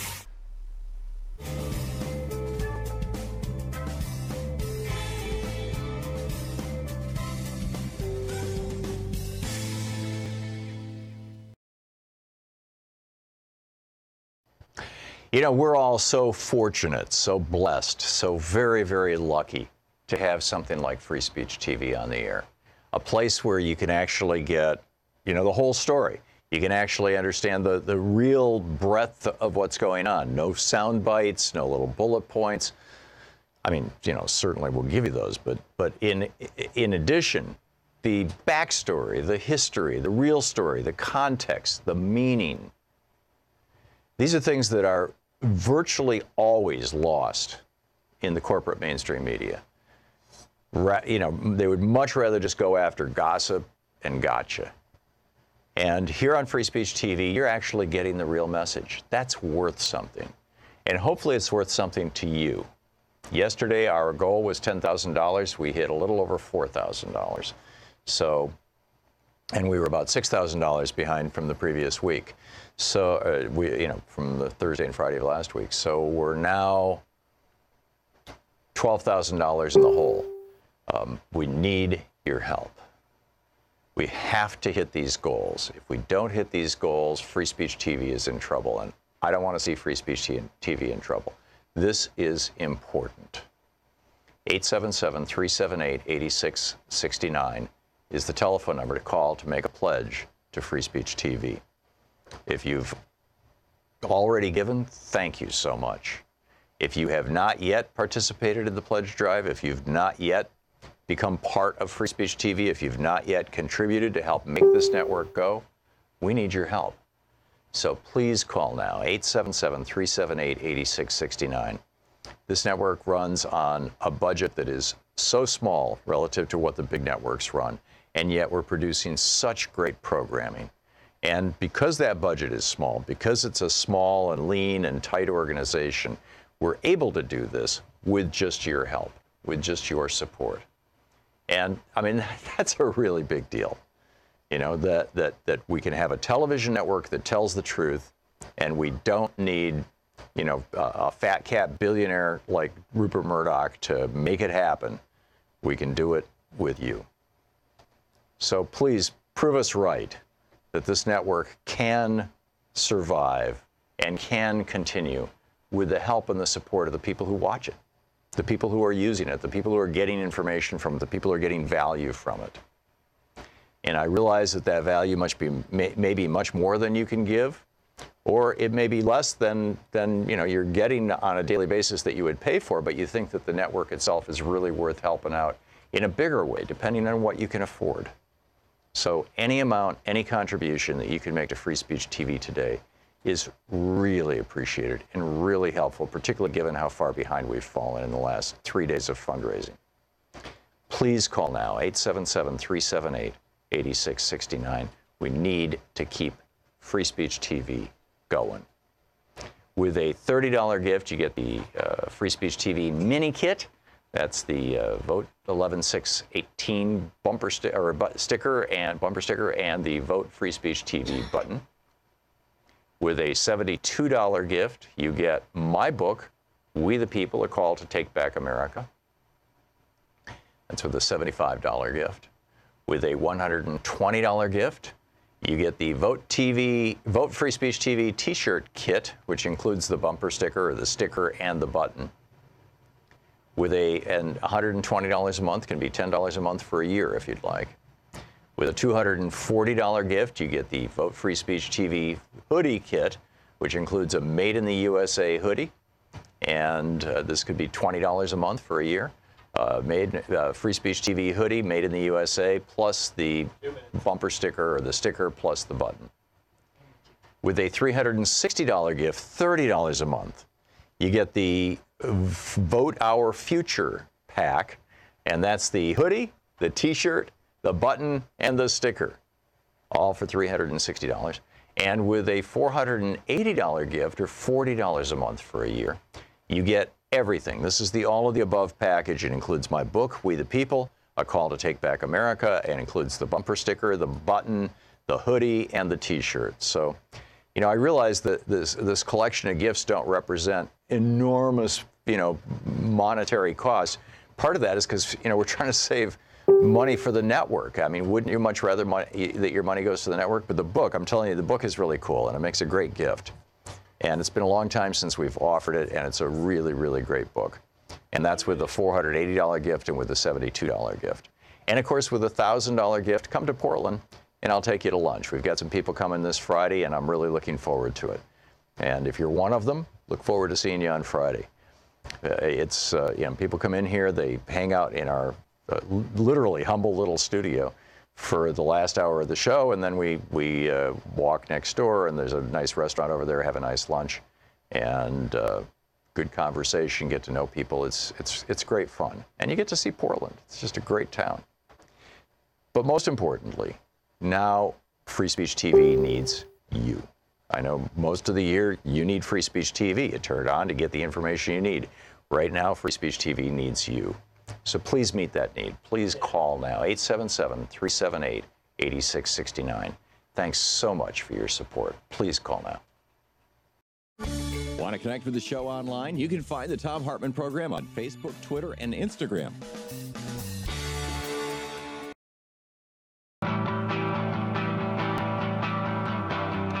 Welcome back. Thom Hartmann here with you. And we're contemplating how different the world would be if George W. Bush had responded to the terror attacks by, this was not a country. This was not Pearl Harbor. This was not Japan attacking us. This was not Afghanistan attacking us. It certainly wasn't Iraq attacking us. There is some evidence that some people in Saudi Arabia were behind this attack, but I don't think it was even the Saudi government itself attacking us, although they largely supported the Wahhabists and supported al-Qaeda and bin Laden. You know, I don't think that they specifically knew that this was going to happen. They would have realized how much blowback would come to them as a result of it. So had George W. Bush simply said, this is a crime, how different might the world be, number one. And number two, you know, the CIA finally, I mean, they were, you know, they'd gotten warnings from the Russians, from the Israelis, from the British, from the French, I believe from the Germans. I could be wrong. The major intelligence service, the Australians, major intelligence services around the world had warned the Bush administration that 9/11 was coming. And finally, the CIA said, okay, that's it. He is not taking us seriously. We've got to do something. They flew an analyst down from Washington, D.C. to Crawford, Texas, all by himself. He meets with George W. Bush on the front porch of his house and says, here's your presidential daily briefing, sir. And it's headlined, bin Laden determined to strike inside the United States. And George W. Bush reads it, which is more than Donald Trump does, reads it, hands it back to him and says, and pats him on the leg and says, okay, son, you covered your ass. Now you can go back to D.C. And then did nothing. Well, actually, he did something. He extended his vacation for another month, longest vacation in the history of the American presidency. He was afraid to go back to D.C. at that point because he knew that something terrible was going to happen. I don't think he knew it was going to be planes flying into buildings. I think he thought it was going to be something like a Tim McVeigh truck bomb, but he knew something terrible was going to happen. And so what did he do? He went to his brother's state. I mean, he waited for another few weeks. Still nothing happened. So finally he said, okay, screw it. I got to get out of Texas.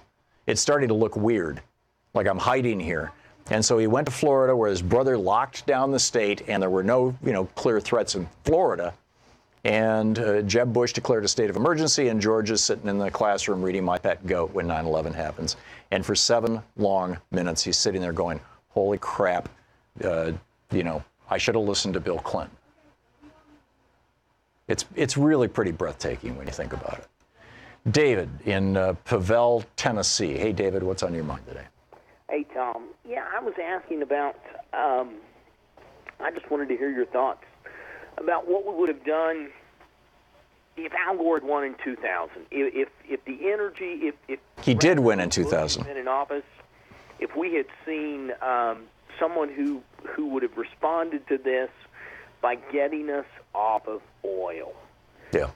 Think how different the world would be if we had seen this as a impetus, if we'd taken advantage of this crisis and used it to transition the world to green.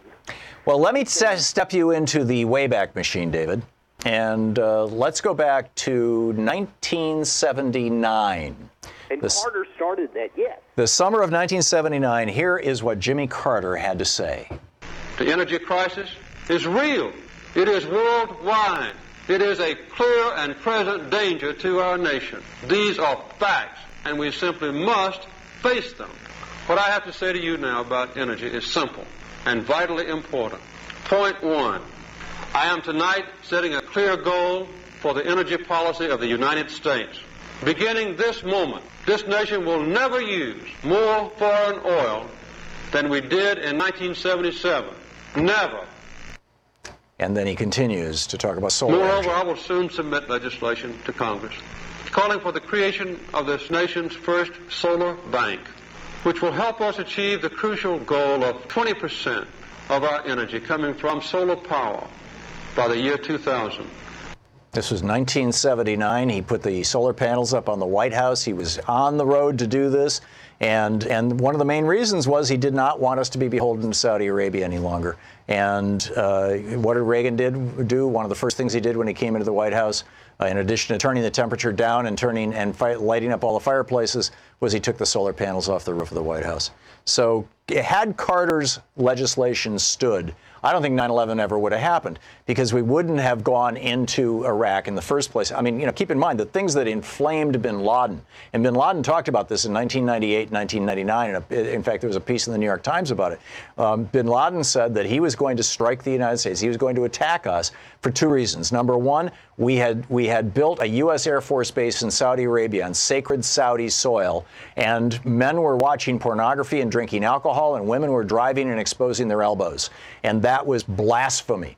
And he wanted us to get rid of that Air Force base, the Bin Sultan Air Force Base, or whatever it was called, that was put there by George Herbert Walker Bush, in order to have a presence to stage the attacks against Iraq or against Kuwait, Iraqi soldiers in Kuwait. We didn't dial that back. We didn't shut that Air Force base back down until 2005. George W. Bush finally did it and said, okay, bin Laden, I'll give you what you want, because he couldn't catch him, right? And then secondly, of course, Carter wanted us to no longer be dependent upon Saudi oil.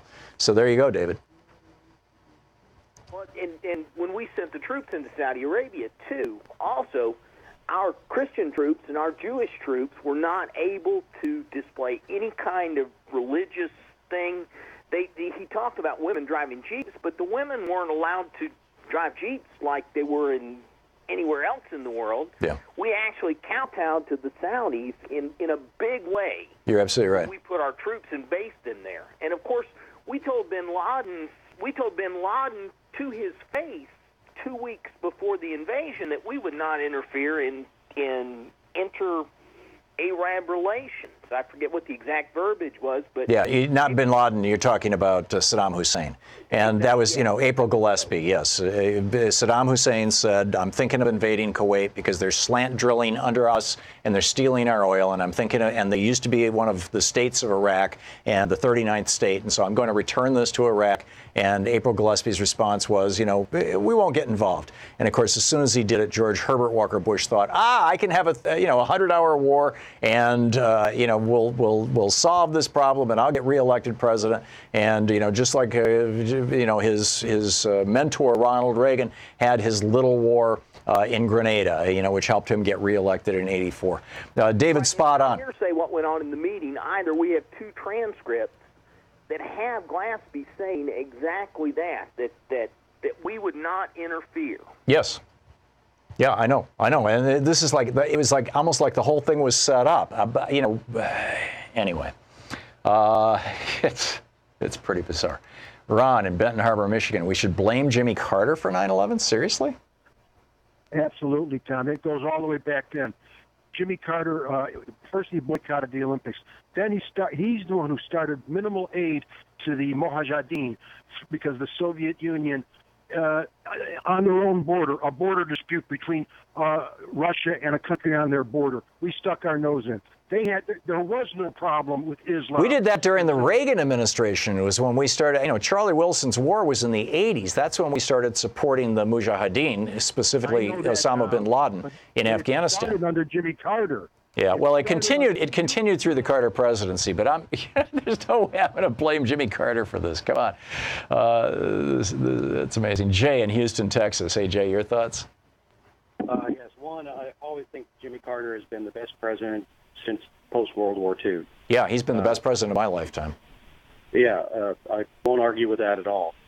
Going back to 9/11, I seem to remember reading in a Greg Palast book that the New York Times was going to run a story on the 12th about voter caging and how Bush stole the election, but because of 9/11, it never happened. Do you remember anything like that? I don't know if I have a false memory of this or not. I don't know that it was on the 12th, but I know that there was a whole spectrum of investigative reporting that had been happening throughout the summer and fall of 2001, looking into the election of 2000, because the newspapers were recounting the ballots, and that information came out in November of 2001. And in the pieces that were published in both the New York Times and the Washington Post, they come right out and say, by any count, by any measure, however you did the count, if you do a complete count of all the votes in Florida, Al Gore won. Now, they also point out that Al Gore's initial lawsuit was just in 3 counties. And if those 3 counties were the only ones that would have been recounted, Al Gore still would have lost. But and that became the headline, right?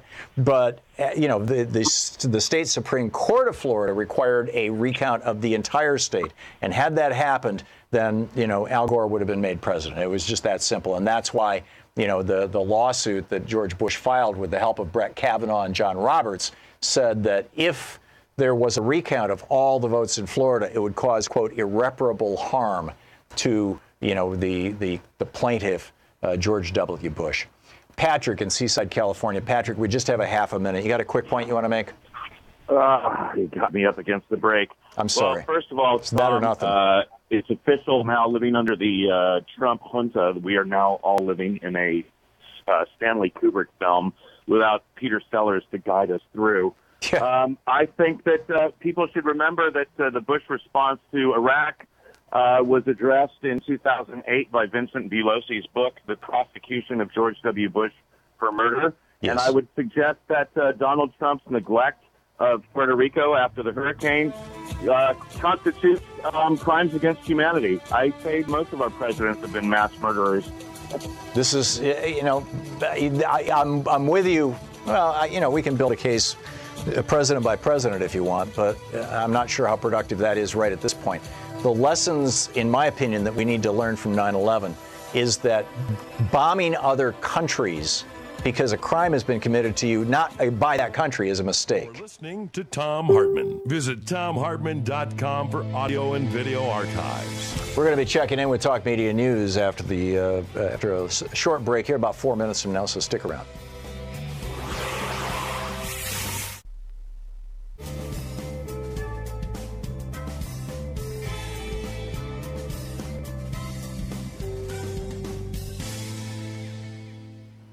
Welcome back. James in Spokane, Washington, watching us on Free Speech TV. Hey, James, what's up? Hey, we were trying to come up with a name for Trump, by the way. I think Potemkin Bastard probably covers it pretty good. Yikes. Okay. I'm reluctant to call anybody a bastard. I think there are a lot of fatherless children out there. It's a slur that's way past its prime. But Potemkin, I get. There's other definitions for the word as well, and I think they're appropriate to him as a pretender. But anyway, the weapons industries in this country, Tom, if their profits fall, heads are going to roll. We know that. That's a capitalist model, okay? They're going to promote war as much as they can. They're going to engineer events to the extent they can if they don't think they'll get caught. This is going to be a continuing process in the future. Yeah. Yeah, and now you've got John Bolton in the White House. You've got a bunch of war hawks who have close ties to the weapons industry. You've got a general running as chief of staff in the White House. General Kelly. I am very, very concerned. And the industries have no conscience. They have no conscience. Yeah, I think echoing Bob Woodward's concern is a good one right now to point out that. If a disaster, if an emergency was to happen with Donald Trump in the White House, we are at considerable risk. I don't know how to say it beyond that, James, but I think that does it. James, thanks a lot for the call. It really is a challenge that we need to figure out, we need to face. I'm waiting for. Anyhow, the John Bolton, by the way, this is absolutely bizarre. The International Criminal Court that prosecuted the war criminals from Nazi Germany, the International Criminal Court. This is, what John Bolton said yesterday to the right-wing Federalist Society that gave us Sam Alito and Clarence Thomas and John Roberts, and now most recently John Kavanaugh, the Federalist Society speech. He said, and I quote, We will ban its judges and prosecutors from entering the United States. We will sanction their funds in the U.S. financial system, and we will prosecute them in the U.S. criminal system. This is the International Criminal Court that holds criminals at risk, or holds criminals responsible, like war criminals, people who have committed crimes against humanity. And John Bolton is, we are going to imprison them. The ACLU just came out and said the Trump administration's threat to criminally prosecute and sanction International Criminal Court justices and prosecutors is straight out of an authoritarian playbook. The unprecedented threat comes as U.S. officials face for the first time the specter of full criminal investigation by the court for possible war crimes and crimes against humanity in Afghanistan, which is an ICC member. This misguided and harmful policy will only further isolate the United States from its closest allies and give solace to war criminals and authoritarian regimes seeking to evade international accountability. The Trump administration's unwavering campaign to undermine universal human rights must be strongly resisted to avoid further damage to the institutions that were created to protect human dignity and fight impunity. Brilliant. We're going to check in with Luke Vargas in just a moment. Stick around. We'll be right back.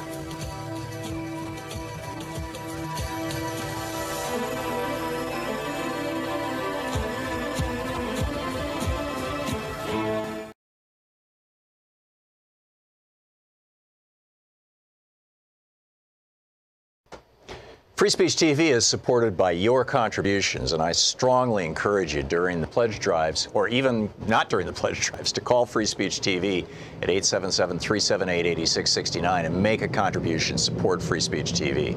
But that said, our program, the Thom Hartmann Program, what you're watching right now, is sustained by commercial advertising, and we're on commercial stations around the country. We run ads. They pay us for that. And one of the ways that you can support our program is by going to thomhartmann.com, our website, and clicking on the advertisements on that page for our sponsors and buying their products, supporting their products, or letting them know that you care about their products and that you support our show. That's thomhartmann.com, and click on the advertising there to support our program. We really appreciate it. We really appreciate your supporting Free Speech TV by your ongoing, calling and supporting the fundraising drives, and we also would really appreciate if you go to thomhartmann.com. Want to connect with the show online? You can find the Thom Hartmann Program on Facebook, Twitter, and Instagram.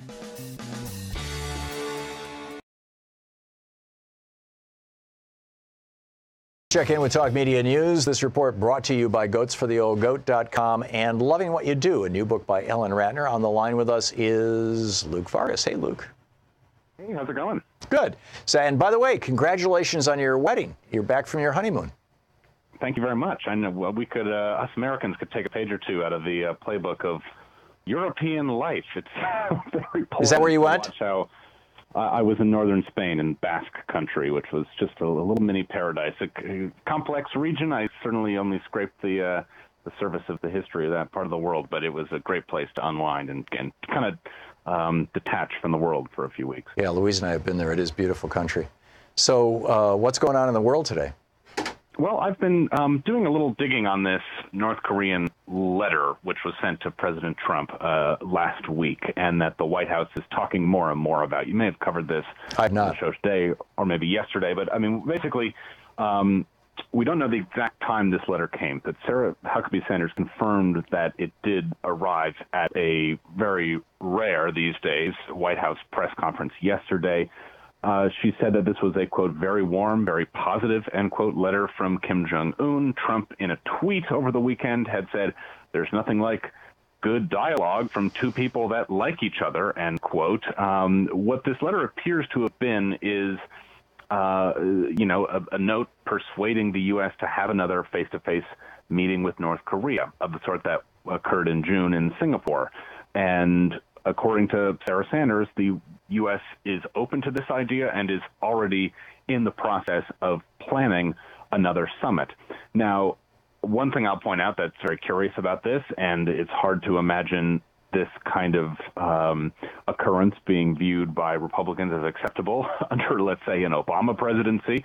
But when pressed if the White House would release this letter from Kim Jong-un so we could get a little bit of a better sense of what his exact intentions are, how he might be trying to use, sort of the art of persuasion to move Trump's hand on the negotiations, the White House responded and said, no, actually, the president needs Kim Jong-un's permission to publish this letter, which is a very unusual thing when it comes to these sorts of, diplomatic outreaches. Yeah. Let's say this. One thing we've also been seeing from the North Koreans, which sort of helps us get a sense of what they might be wanting here, were statements last week from Kim Jong-un. There was a big military parade. He gave a speech, and he said at a separate event on the sidelines of a meeting with the South Koreans last week that, look, the North Korea is open to denuclearization by 2020. And he specifically said, this is not just, putting, two and two together. He said, we're open to finishing the denuclearization before the end of President Trump's first term.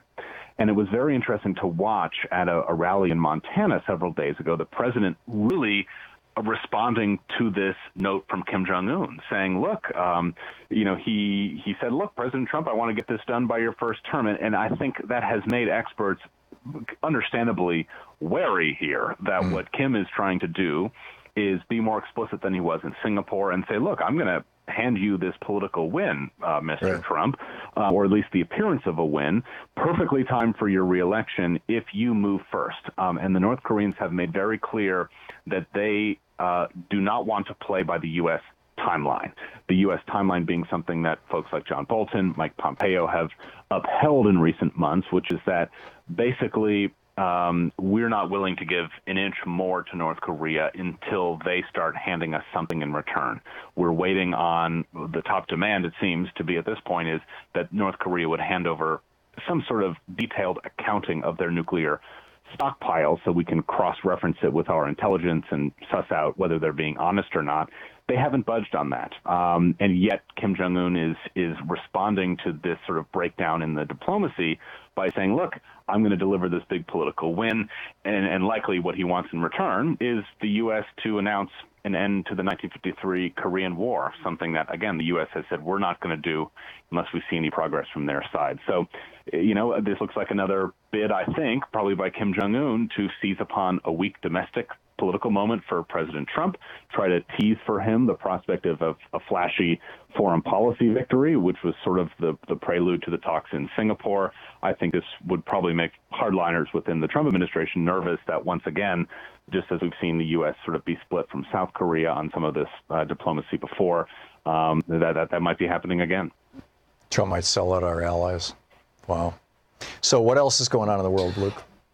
I will say one thing briefly. I know we just got about a minute left, but a new report from The Guardian has found that going through a list of 1,000 Twitter accounts that the U.S. government had identified as being created by this Russian troll farm, the Internet Research Agency, that those accounts have been cited in more than 100 articles by the international news media. One account in particular, someone posing as a Black Lives Matter activist, under the hashtag Remove Trump Now, with a photo of Michelle Obama as their handle, was cited by 9 different outlets, including BuzzFeed, the Daily Mail, another account by the BBC, The Guardian, and The Telegraph. And sites like BuzzFeed, I'll say in particular, appear to be very vulnerable to this. Sites that just sort of curate people's opinions and stash them next to a news item.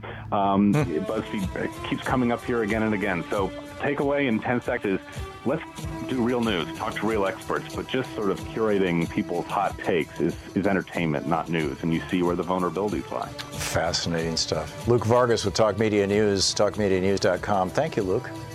Thank you, Tom. Talk to you soon. Yeah, great talking with you. And welcome back. Glad to have you back. We'll be back. Stick around.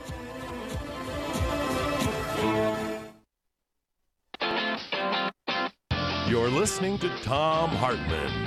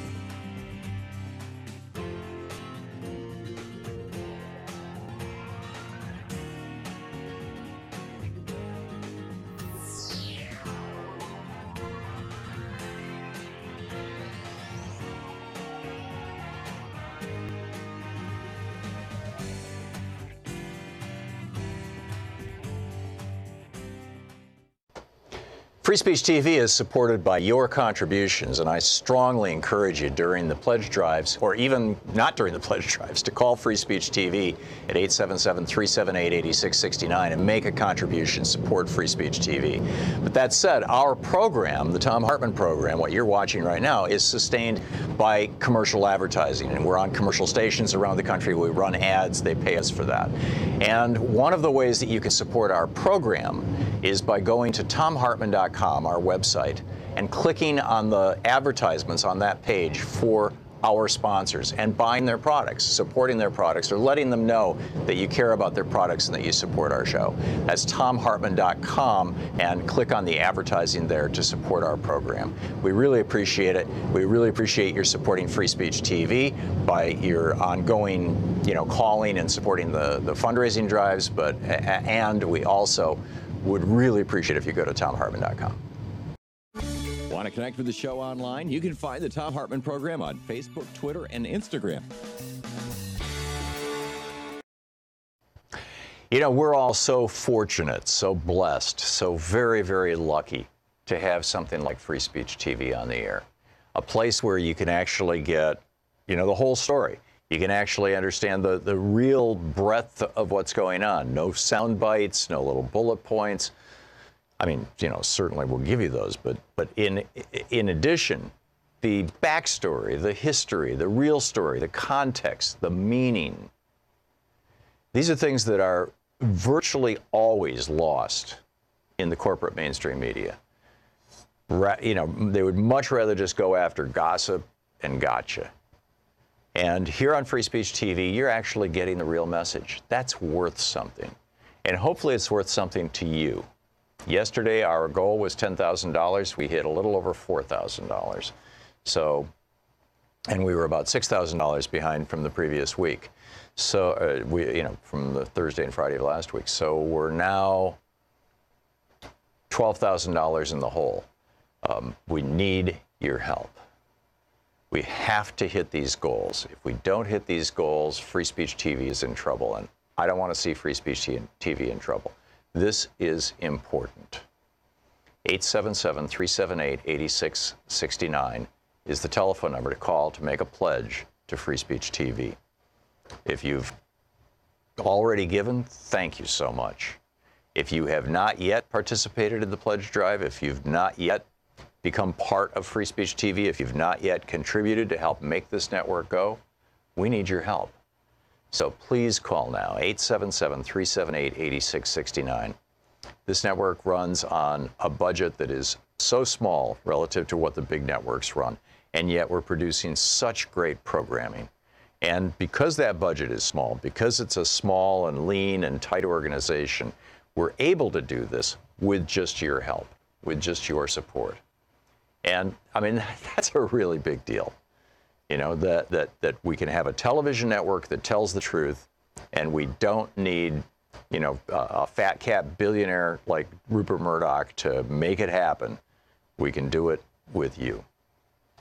So please prove us right that this network can survive and can continue with the help and the support of the people who watch it, the people who are using it, the people who are getting information from it, the people who are getting value from it. And I realize that value may be much more than you can give, or it may be less than you're getting on a daily basis that you would pay for, but you think that the network itself is really worth helping out in a bigger way, depending on what you can afford. So any amount, any contribution that you can make to Free Speech TV today is really appreciated and really helpful, particularly given how far behind we've fallen in the last 3 days of fundraising. Please call now, 877-378-8669. We need to keep Free Speech TV going. With a $30 gift, you get the Free Speech TV mini kit. That's the Vote 11618 bumper sticker and the Vote Free Speech TV button. With a $72 gift, you get my book, We the People, A Call to Take Back America. That's with a $75 gift. With a $120 gift, you get the Vote Free Speech TV t-shirt kit, which includes the bumper sticker or the sticker and the button. with and $120 a month, can be $10 a month for a year if you'd like. With a $240 gift, you get the Vote Free Speech TV hoodie kit, which includes a Made in the USA hoodie. And this could be $20 a month for a year. Free Speech TV hoodie, Made in the USA, plus the bumper sticker or the sticker plus the button.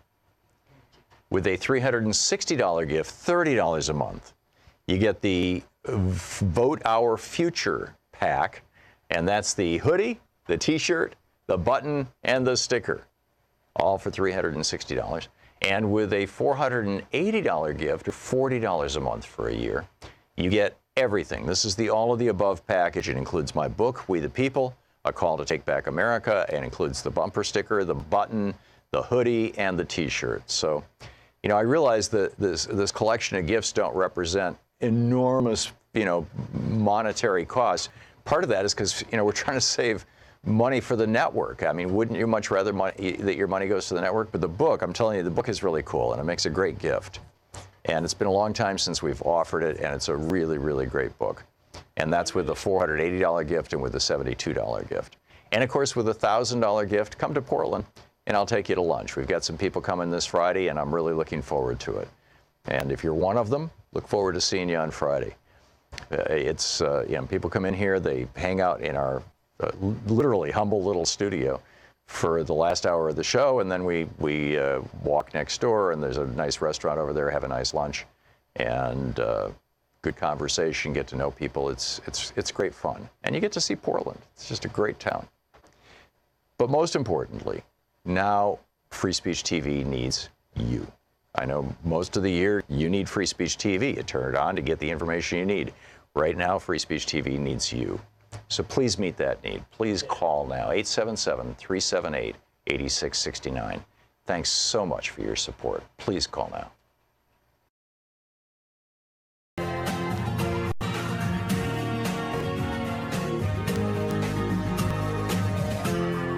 This is the Thom Hartmann Program.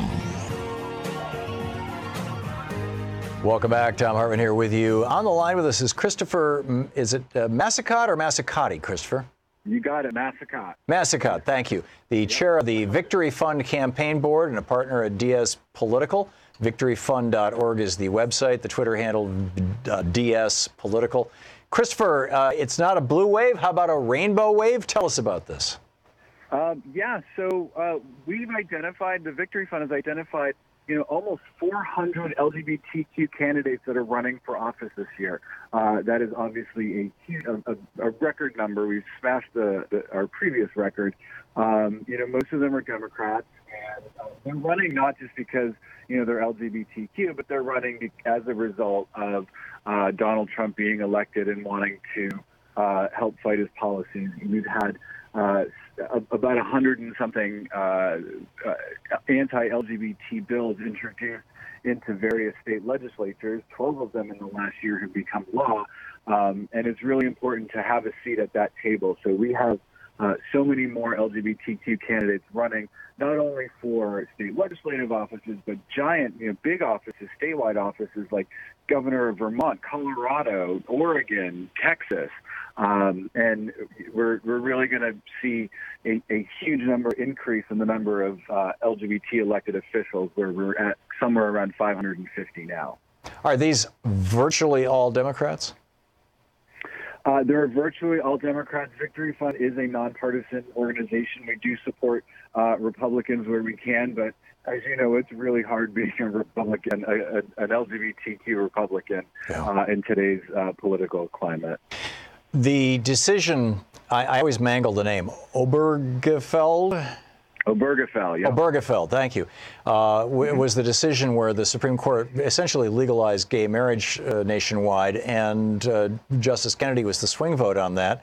Kennedy is being replaced, in all probability, with Kavanaugh. If not by Kavanaugh, then with another right-wing crank from the Federalist Society. Mm-hmm. And I think pretty much no matter who Trump puts in there, it will be somebody who's hostile to those rights that Kennedy was always respectful of. I mean, Kennedy was a reliable right-wing vote when it came to, destroying unions or supporting, big corporations or polluters. But he did support gay rights and or LGBTQ rights. What kind of damage could Kavanaugh and the Supreme Court do to this? Do you expect that this is a case that might get relitigated?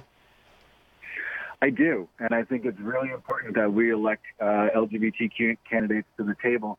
We have some great candidates that are running for the Senate. Kirsten Sinema in Arizona is poised to take Jeff Flake's seat.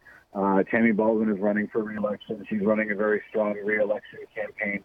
And I'm worried about these decisions because we just saw with the cake bakers that they, that decision was came down with the current court that we had. Think about all of the other cases that are winding their way through the courts today that they're going to end up in a court that includes Brett Kavanaugh. And those decisions that have been already done, like Justice Kennedy, not only was he the swing vote, but he also wrote the opinion. We lost somebody who was very good on those particular issues. Right. So I'm very worried about a Kavanaugh justice or anybody else that Trump will nominate. Yeah. How can people support what you're doing? We're talking with Christopher Massicott. He is the chair of the Victory Fund campaign board, a partner at DS Political. VictoryFund.org is the website. I'm assuming go to Victory Fund and pitch in?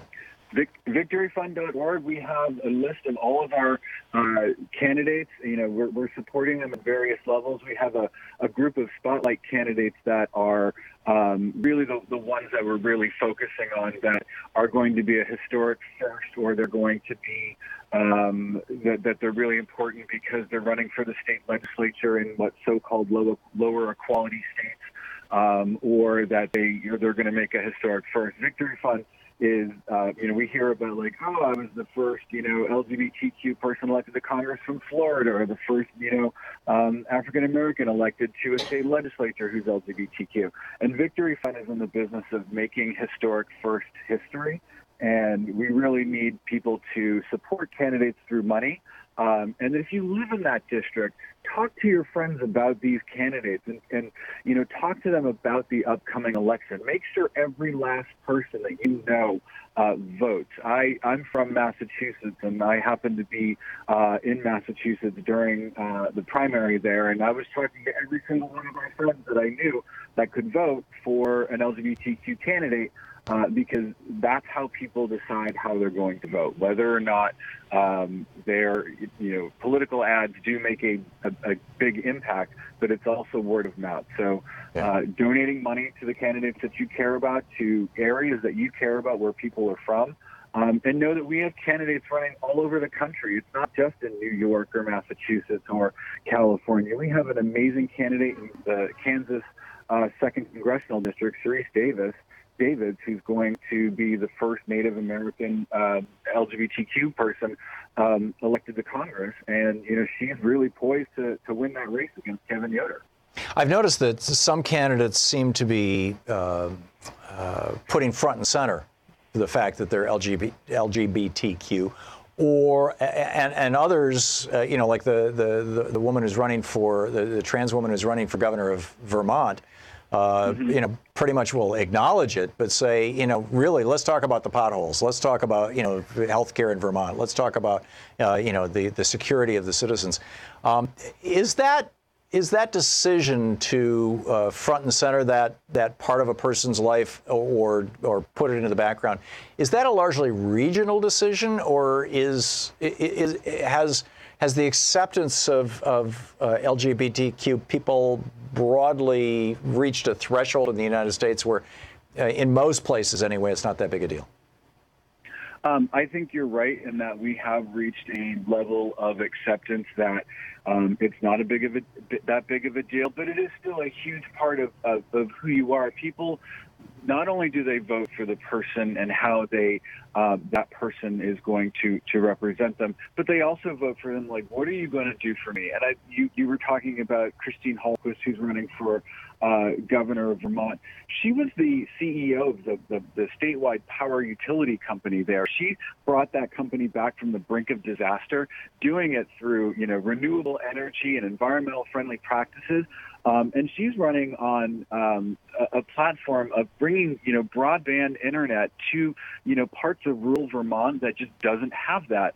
And when you have a state where there's, a lot of, lower income people having access to broadband internet, having the ability to have, information being able to flow in and out of a rural state like that is so important. And she's just really running on, building up the infrastructure, and she has a proven record that she can do that. Yeah, especially when you can, if it can be done as a public utility like Chattanooga did. Christopher, thanks so much for being with us today. Well, thank you, Tom. Great talking with you. Christopher Massicott, the chair of the Victory Fund Campaign Board. VictoryFund.org is the website. Check it out and see how you can help out. There's a long way to go and a lot of work to do here for full and equal rights for all Americans. It's 15 minutes, coming up on 15 minutes past the hour. This is the Thom Hartmann Program. We'll be back with more of the news of the day and your calls right after this.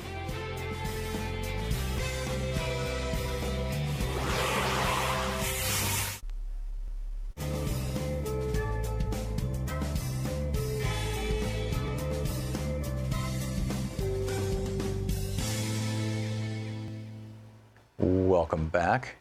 Dave, hey, Dave, you're listening to Sirius. Let me put you on hold. I'll pick you up when Sirius is on with us. Right now, they're not. Jacob in Baltimore, Maryland, watching us on YouTube. Hey, Jacob, what's up? Hey, Tom, thanks for taking my call. I wanted to go back to, a lot of people have been talking about, including yourself, about the, war in Afghanistan and how it has been dragging on. We've been, there for 17 years now, I think it is. Or maybe not quite, but closing in. And, a lot of people are saying we're never going to win the war. And I agree, and I, am not for American imperialism, but I just think that a lot of people are misunderstanding why we're actually in Afghanistan. That we're not there to fight the Taliban in Afghanistan anymore. No, in fact, we're negotiating with the Taliban right now. Right. As Colonel Lawrence Wilkerson, who was the chief of staff for Colin Powell during the Bush years, points out, we're actually in Afghanistan right now because we need to have, from an American empire perspective, we need to have a forward position where we can camp out our troops and have a position where we can strike immediately with hard power against China and its Silk Road initiative. And if we withdraw from Afghanistan, we lose that forward-facing foothold, which doesn't allow us to, intervene in the area nearly as quickly, and we lose massive amounts of influence geopolitically. So we're just, the plan is, to just never leave, and it's because we want to have a forward position where we can exert, hard power if necessary over, increasingly expanding China. I think there's one other thing you're missing here, Jacob, and that is that in the early years of the, I believe it was the early years of the Trump administration, I might be wrong on this, it might have been way back toward the end of the Bush administration. Yeah, or it could have been done under Obama, frankly, but I'm pretty sure that it was Trump. There was a survey done of the mineral wealth of Afghanistan, and they concluded that there was over $1 trillion worth of mineral wealth in that country that could be extracted, and that at the top of that list in terms of value to American industry was lithium and other rare earth metals that could be used for advanced batteries and advanced, electronics.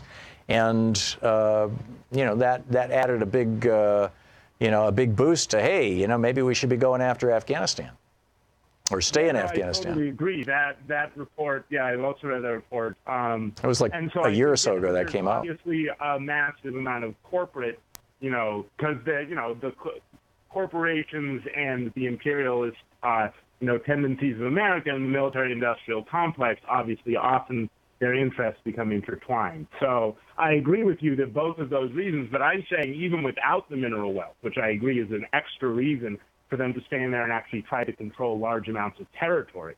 But we're never going to give up those bases and that forward position just because, from the perspective of the military, their perspective is that they don't want to give up that forward position to act, on China. Well, Afghanistan is one of the most positions in the Middle East. I mean, I'm with you.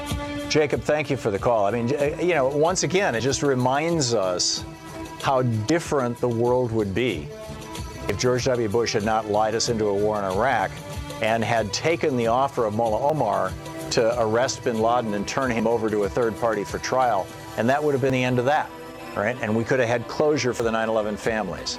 We'll be back.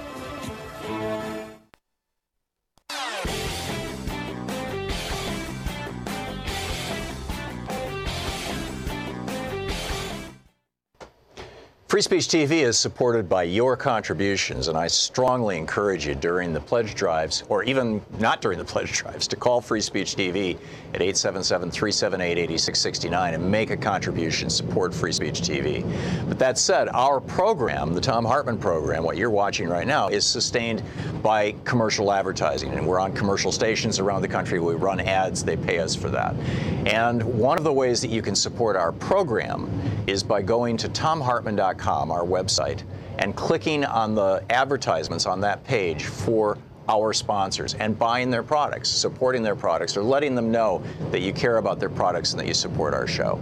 That's thomhartmann.com, and click on the advertising there to support our program. We really appreciate it. We really appreciate your supporting Free Speech TV by your ongoing, calling and supporting the fundraising drives, and we also would really appreciate if you go to thomhartmann.com.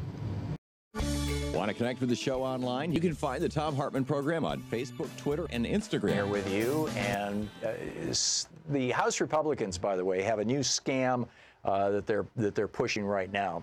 And I find this just fascinating. Although, it's still 9/11, and, if you have thoughts on that, feel free to call. I realize we spent the whole first hour on it as well. But this is just another example of how I'm lacking a word, how absolutely cynical the modern day Republican Party is, and particularly these Republicans in Congress.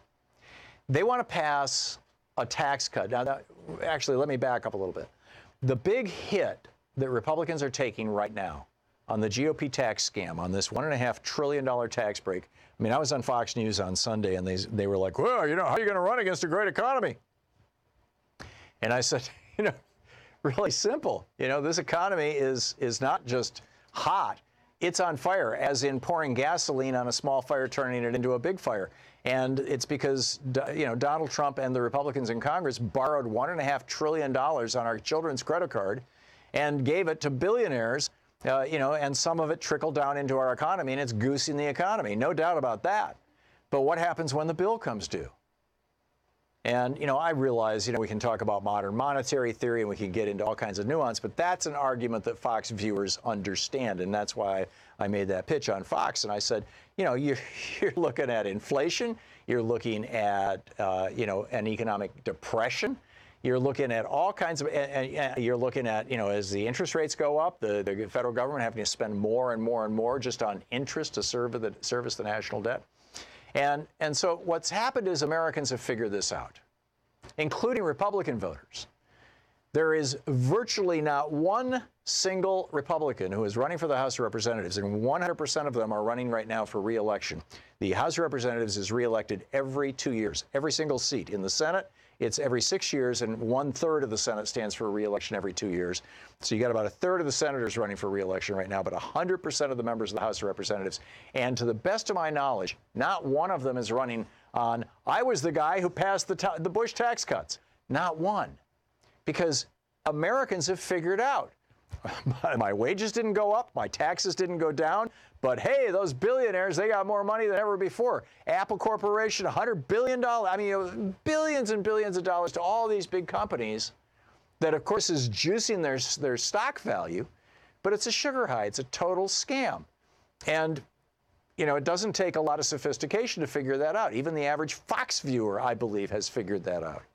So the House Republicans, Paul Ryan and his buddies, Steve Scalise and Kevin McCarthy, and these scam artists in the House of Representatives, the Republican House of Representatives, have decided we've got to convince the average Republican voter, the Fox News viewer, that we actually are interested in tax cuts for average working people. Now, you know, again, what people, Fox News viewers, don't realize is that when you cut taxes on working people, wages will go down over the next few years because employers know that these people have more money in their pockets, and so, hey, they can cut their wages. But that's a whole separate argument. Again, you know, keeping this to the really simple stuff. The Republicans are saying we need to convince people that we're fighting for tax cuts for average working people. Even though there's no way between now and November, no way that the Senate is going to vote on another tax cut. It ain't going to happen. Mitch McConnell's not going to let it happen. The Republicans in the Senate are not that stupid. But in the House, what they figured out is they're going to create a tax cut for average working people, and they're going to pull it up for a vote, knowing that it's going to go nowhere. All the Republicans will vote for it. All the Democrats will vote against it. It'll pass the House, then it'll die in the Senate. We know all this. And then the campaign ads in November against the Democrats will be, your Democratic member of the House of Representatives voted against cutting your taxes. This is just a purely cynical political ploy. And you know, this is something that they are, you know, just, you know, Representative Leonard Lance of New Jersey, for example, says, if we were to pass that here in the House, it would be an exercise in futility because it would never pass in the Senate. Well, I mean, that's what it's all about. That's the whole point. Meanwhile, you've got just this absolute disaster among our first responders. John Devlin was on our program, and he has since died. He died 2 years ago. We interviewed him a number of times on this show and also on my TV show. And here's an interview from him a few years back. Being an operating engineer, I have licenses. I have hazmat. It's a heavy-duty license. He was one of the 9/11 volunteers. What we were breathing. We knew the toxicities, and there were over 1,000 in the air. But there were no masks. There were no respirators. There was nothing down there for us. We were breathing all the toxicities that were in the air and that were in our food while we were down there. It took almost 2 weeks. They started giving out particle masks, which, if anybody with half a brain knows, it's for particles and not for toxic fumes. They finally, I think it was a month or so into it, they started giving out respirators and cartridges. But again, they were the wrong cartridges. And by that time, for the ones that were down there in the beginning, we took our legal hit. We took our death sentence. Nearly 10,000 people affected by cancer in Lower Manhattan right now. 2,000 dead, including John Devlin. He died a year or so ago. Dead from volunteering to help after 9/11. And another 8,000 people who have died of cancer, who have cancer or both, who lived in the area, including a number of men who are getting breast cancer, which is something that's very, very rare in men.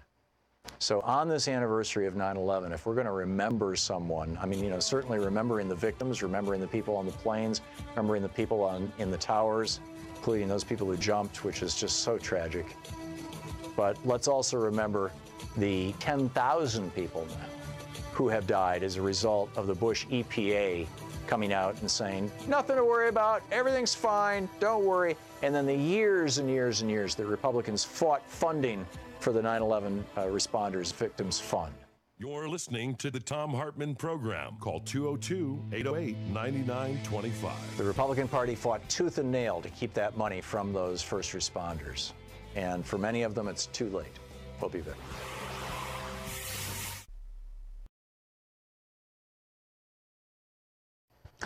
You know, we're all so fortunate, so blessed, so very, very lucky to have something like Free Speech TV on the air. A place where you can actually get, you know, the whole story. You can actually understand the real breadth of what's going on. No sound bites, no little bullet points. I mean, you know, certainly we'll give you those, but in addition, the backstory, the history, the real story, the context, the meaning. These are things that are virtually always lost in the corporate mainstream media. You know, they would much rather just go after gossip and gotcha. And here on Free Speech TV, you're actually getting the real message. That's worth something. And hopefully it's worth something to you. Yesterday, our goal was $10,000. We hit a little over $4,000.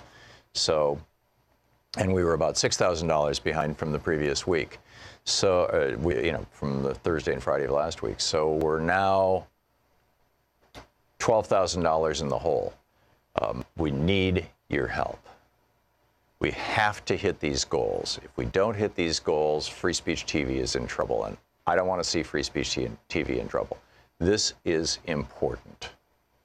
877-378-8669 is the telephone number to call to make a pledge to Free Speech TV. If you've already given, thank you so much. If you have not yet participated in the pledge drive, if you've not yet become part of Free Speech TV, if you've not yet contributed to help make this network go, we need your help. So please call now, 877-378-8669. This network runs on a budget that is so small relative to what the big networks run, and yet we're producing such great programming. And because that budget is small, because it's a small and lean and tight organization, we're able to do this with just your help, with just your support. And I mean, that's a really big deal. You know, that we can have a television network that tells the truth, and we don't need, a fat cat billionaire like Rupert Murdoch to make it happen. We can do it with you. So please prove us right that this network can survive and can continue with the help and the support of the people who watch it, the people who are using it, the people who are getting information from it, the people who are getting value from it. And I realize that value may be much more than you can give, or it may be less than you're getting on a daily basis that you would pay for, but you think that the network itself is really worth helping out in a bigger way, depending on what you can afford. So any amount, any contribution that you can make to Free Speech TV today is really appreciated and really helpful, particularly given how far behind we've fallen in the last 3 days of fundraising. Please call now, 877-378-8669. We need to keep Free Speech TV going. With a $30 gift, you get the Free Speech TV mini kit. That's the Vote 11618 bumper sticker and the Vote Free Speech TV button. With a $72 gift, you get my book, We the People, A Call to Take Back America. That's with a $75 gift. With a $120 gift, you get the Vote Free Speech TV t-shirt kit, which includes the bumper sticker or the sticker and the button. With $120 a month, can be $10 a month for a year if you'd like. With a $240 gift, you get the Vote Free Speech TV hoodie kit, which includes a Made in the USA hoodie. And this could be $20 a month for a year. Free Speech TV hoodie, Made in the USA, plus the bumper sticker or the sticker plus the button. With a $360 gift, $30 a month, you get the Vote Our Future pack, and that's the hoodie, the t-shirt, the button, and the sticker, all for $360. And with a $480 gift, or $40 a month for a year, you get everything. This is the all of the above package. It includes my book, We the People, A Call to Take Back America. It includes the bumper sticker, the button, the hoodie, and the t-shirt. So, I realize that this collection of gifts don't represent enormous, monetary costs. Part of that is because, we're trying to save money for the network. I mean, wouldn't you much rather that your money goes to the network? But the book, I'm telling you, the book is really cool, and it makes a great gift. And it's been a long time since we've offered it, and it's a really, really great book. And that's with the $480 gift and with the $72 gift. And of course, with a $1,000 gift, come to Portland, and I'll take you to lunch. We've got some people coming this Friday, and I'm really looking forward to it. And if you're one of them, look forward to seeing you on Friday. People come in here, they hang out in our literally humble little studio for the last hour of the show, and then we walk next door, and there's a nice restaurant over there, have a nice lunch, and good conversation, get to know people. It's great fun, and you get to see Portland. It's just a great town. But most importantly, now Free Speech TV needs you. I know most of the year you need Free Speech TV. You turn it on to get the information you need. Right now, Free Speech TV needs you. So please meet that need. Please call now, 877-378-8669. Thanks so much for your support. Please call now. Want to connect with the show online? You can find the Thom Hartmann Program on Facebook, Twitter, and Instagram.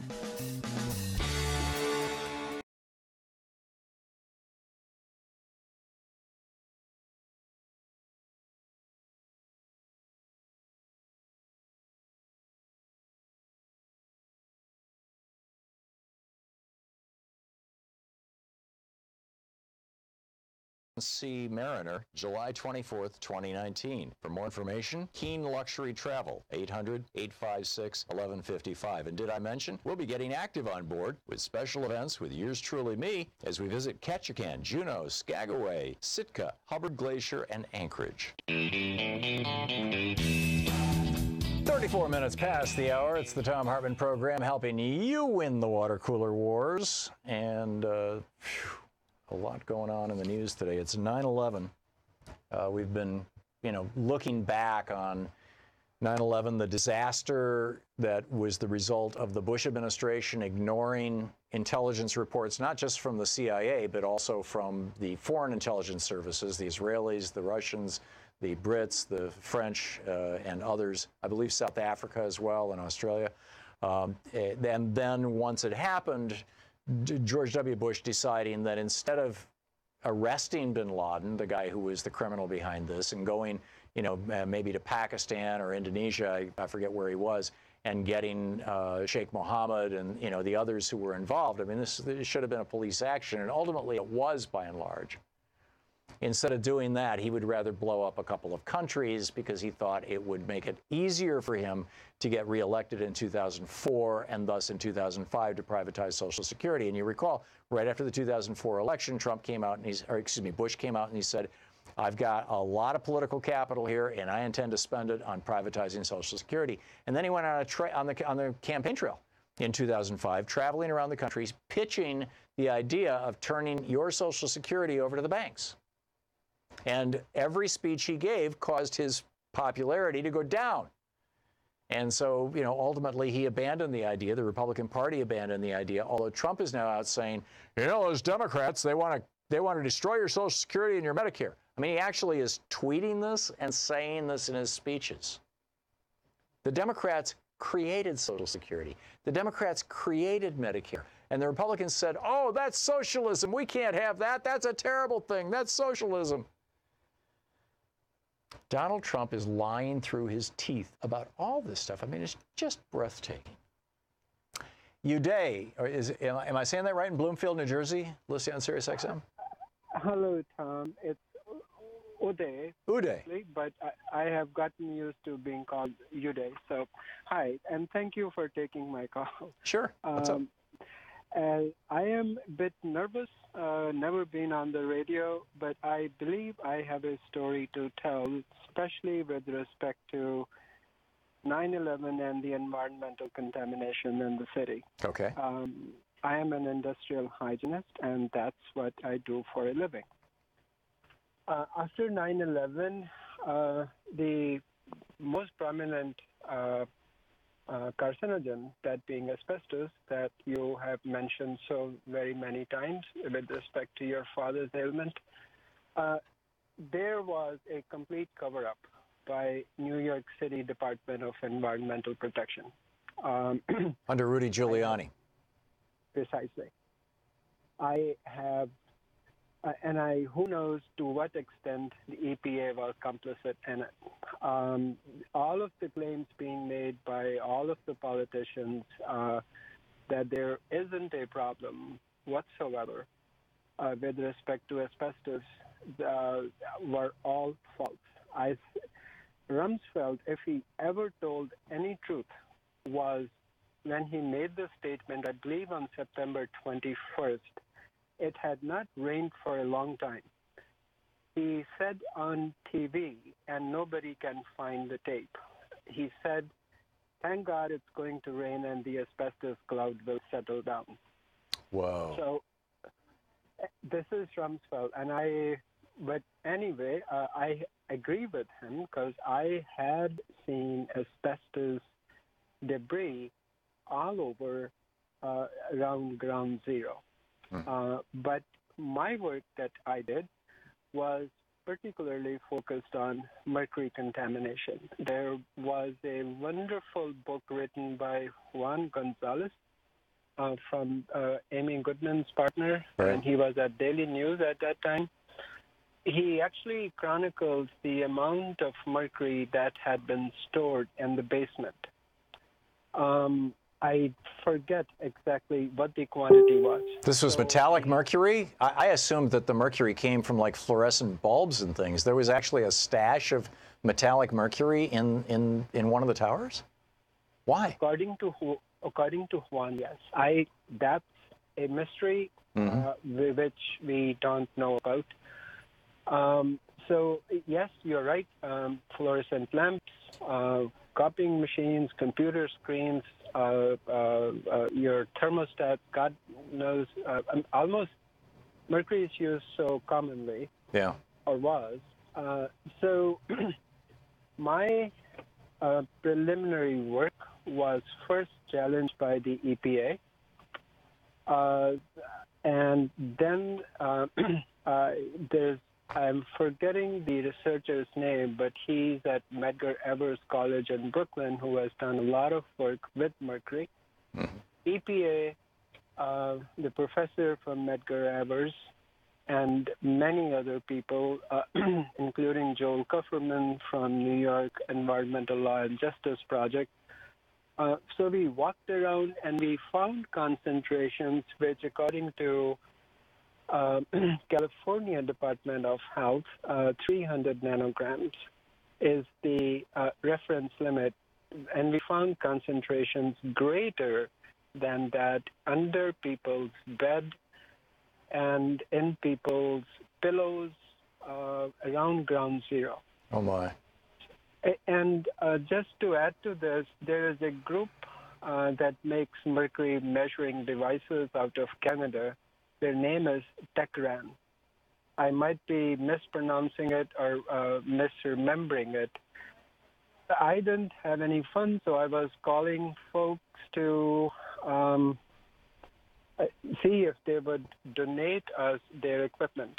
And while talking to the folks at Techran, this is what I remember being told by the fellow who answered my call, that there is a fellow who works for U.S. EPA out of Research Triangle Institute.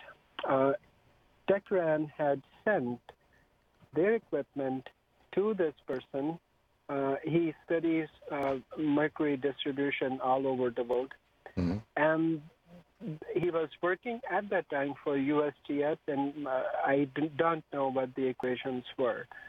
But they had confirmed presence of airborne mercury throughout lower ground zero in lower Manhattan. And to offer some medical evidence, I had once done work for Sierra Club, who were at 110 John Street. It's right next to ground zero. And the receptionist there, I will not mention her name, she and her husband, who also worked downtown, had some constant health problems, and they were diagnosed by one physician as related to mercury exposure. Wow. So this is serious stuff. Just wanted, Uday, I need to wrap this up. We've been talking for 6 minutes, which is unusually long. Your point is that there was massive mercury contamination post 9/11, right? Yes. Yeah. Okay. And thank you for giving me so much time. My pleasure. No, thank you very much. It's a compelling story, and you know, one that really needs to be told. This is serious stuff. Barbara in Seattle, listening on KBCS. Hey, Barbara, what's up? IFF. Which stands for? That's why 9/11 happened. They were not allowed to mobilize the planes. Identification, friend or foe. Okay. Do you know that? I know that there were exercises off the East Coast that had tied up many of the jet aircraft of, I believe it was the National Guard, that might have otherwise intercepted these planes. Is there anybody that has the records of traffic controllers? I don't know. That's the most important question, because I know a little bit about structural steel and all the other conspiracy theories. It's just like the assassination of JFK and Martin Luther King. You just set up people and things and then cut down any control over the people that you know will do the damage. Yeah, I get what you, Barbara, thank you. I'm really, I don't think this is the time to get into theories about exactly why this happened beyond the obvious, which is that Bush ignored warnings from multiple governments, from his own intelligence agency. He ignored a CIA analyst who flew all the way to Crawford, Texas to warn him. Or maybe he didn't ignore it. Maybe he just decided, I don't want to be in D.C. when this happens. And he went to Florida instead, and we got 9/11. And then he responded to it in a way that has devastated the United States' standing around the world. You're listening to Thom Hartmann. Visit ThomHartmann.com for audio and video archives. And Bush and his buddies exploited the 9/11 disaster to get the Patriot Act passed, which they'd been trying to push for years to get this thing to destroy our civil liberties as well.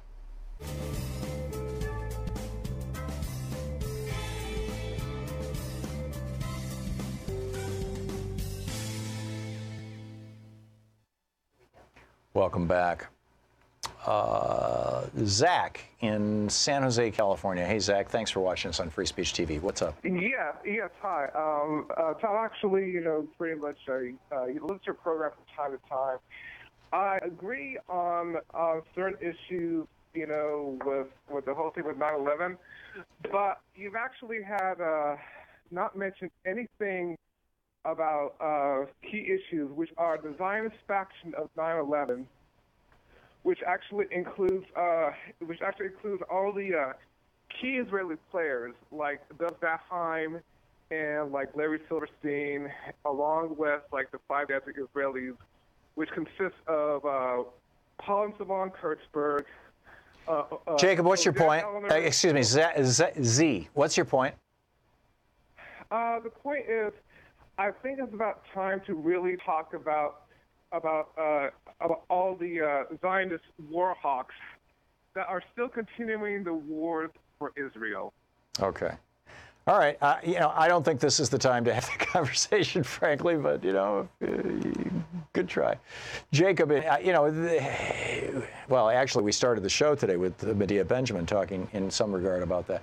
Jacob in Clarksville, Georgia. Hey, Jacob, thanks for watching Free Speech TV. What's on your mind? I was just wondering, you talked about Medicare, I think, and I was wondering how Medicare is not a form of socialism. I'm not sure that, true socialism is where the government actually owns the means of supply, distribution, or the services that are being provided. So in the United Kingdom, you have a truly socialist healthcare system.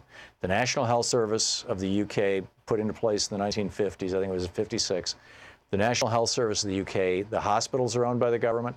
The doctors and nurses are employees of the government. The government owns the ambulances. The government owns all the equipment in the hospitals. That is socialized medicine. Medicare provides payment to doctors and hospitals, but the government is merely the paymaster. They basically just write the checks. And that's why it's generally considered not to be a socialized medicine, but a socialized payment system, if you want. Yeah. This is where the problem where we get into these, what is the definition of socialism, Jacob? This still allows for free enterprise and for-profit activity. What's the point of your question? Well, I'm Canadian, so I'm French Canadian, and honestly, I hated Canada so much. I'm so happy I moved to America. But I guess my point is that I've seen a country go to socialism, and I can't, like you said, Canada? like full socialism, but like. I'm not buying it, Jacob. I'm not buying it. You know, these scam calls. You know, I know Canadians. My son-in-law is, well, he's a U.S. citizen now. Is Canadian, born French Canadian. You know, and I get it that, you know, right-wing trolls call in periodically.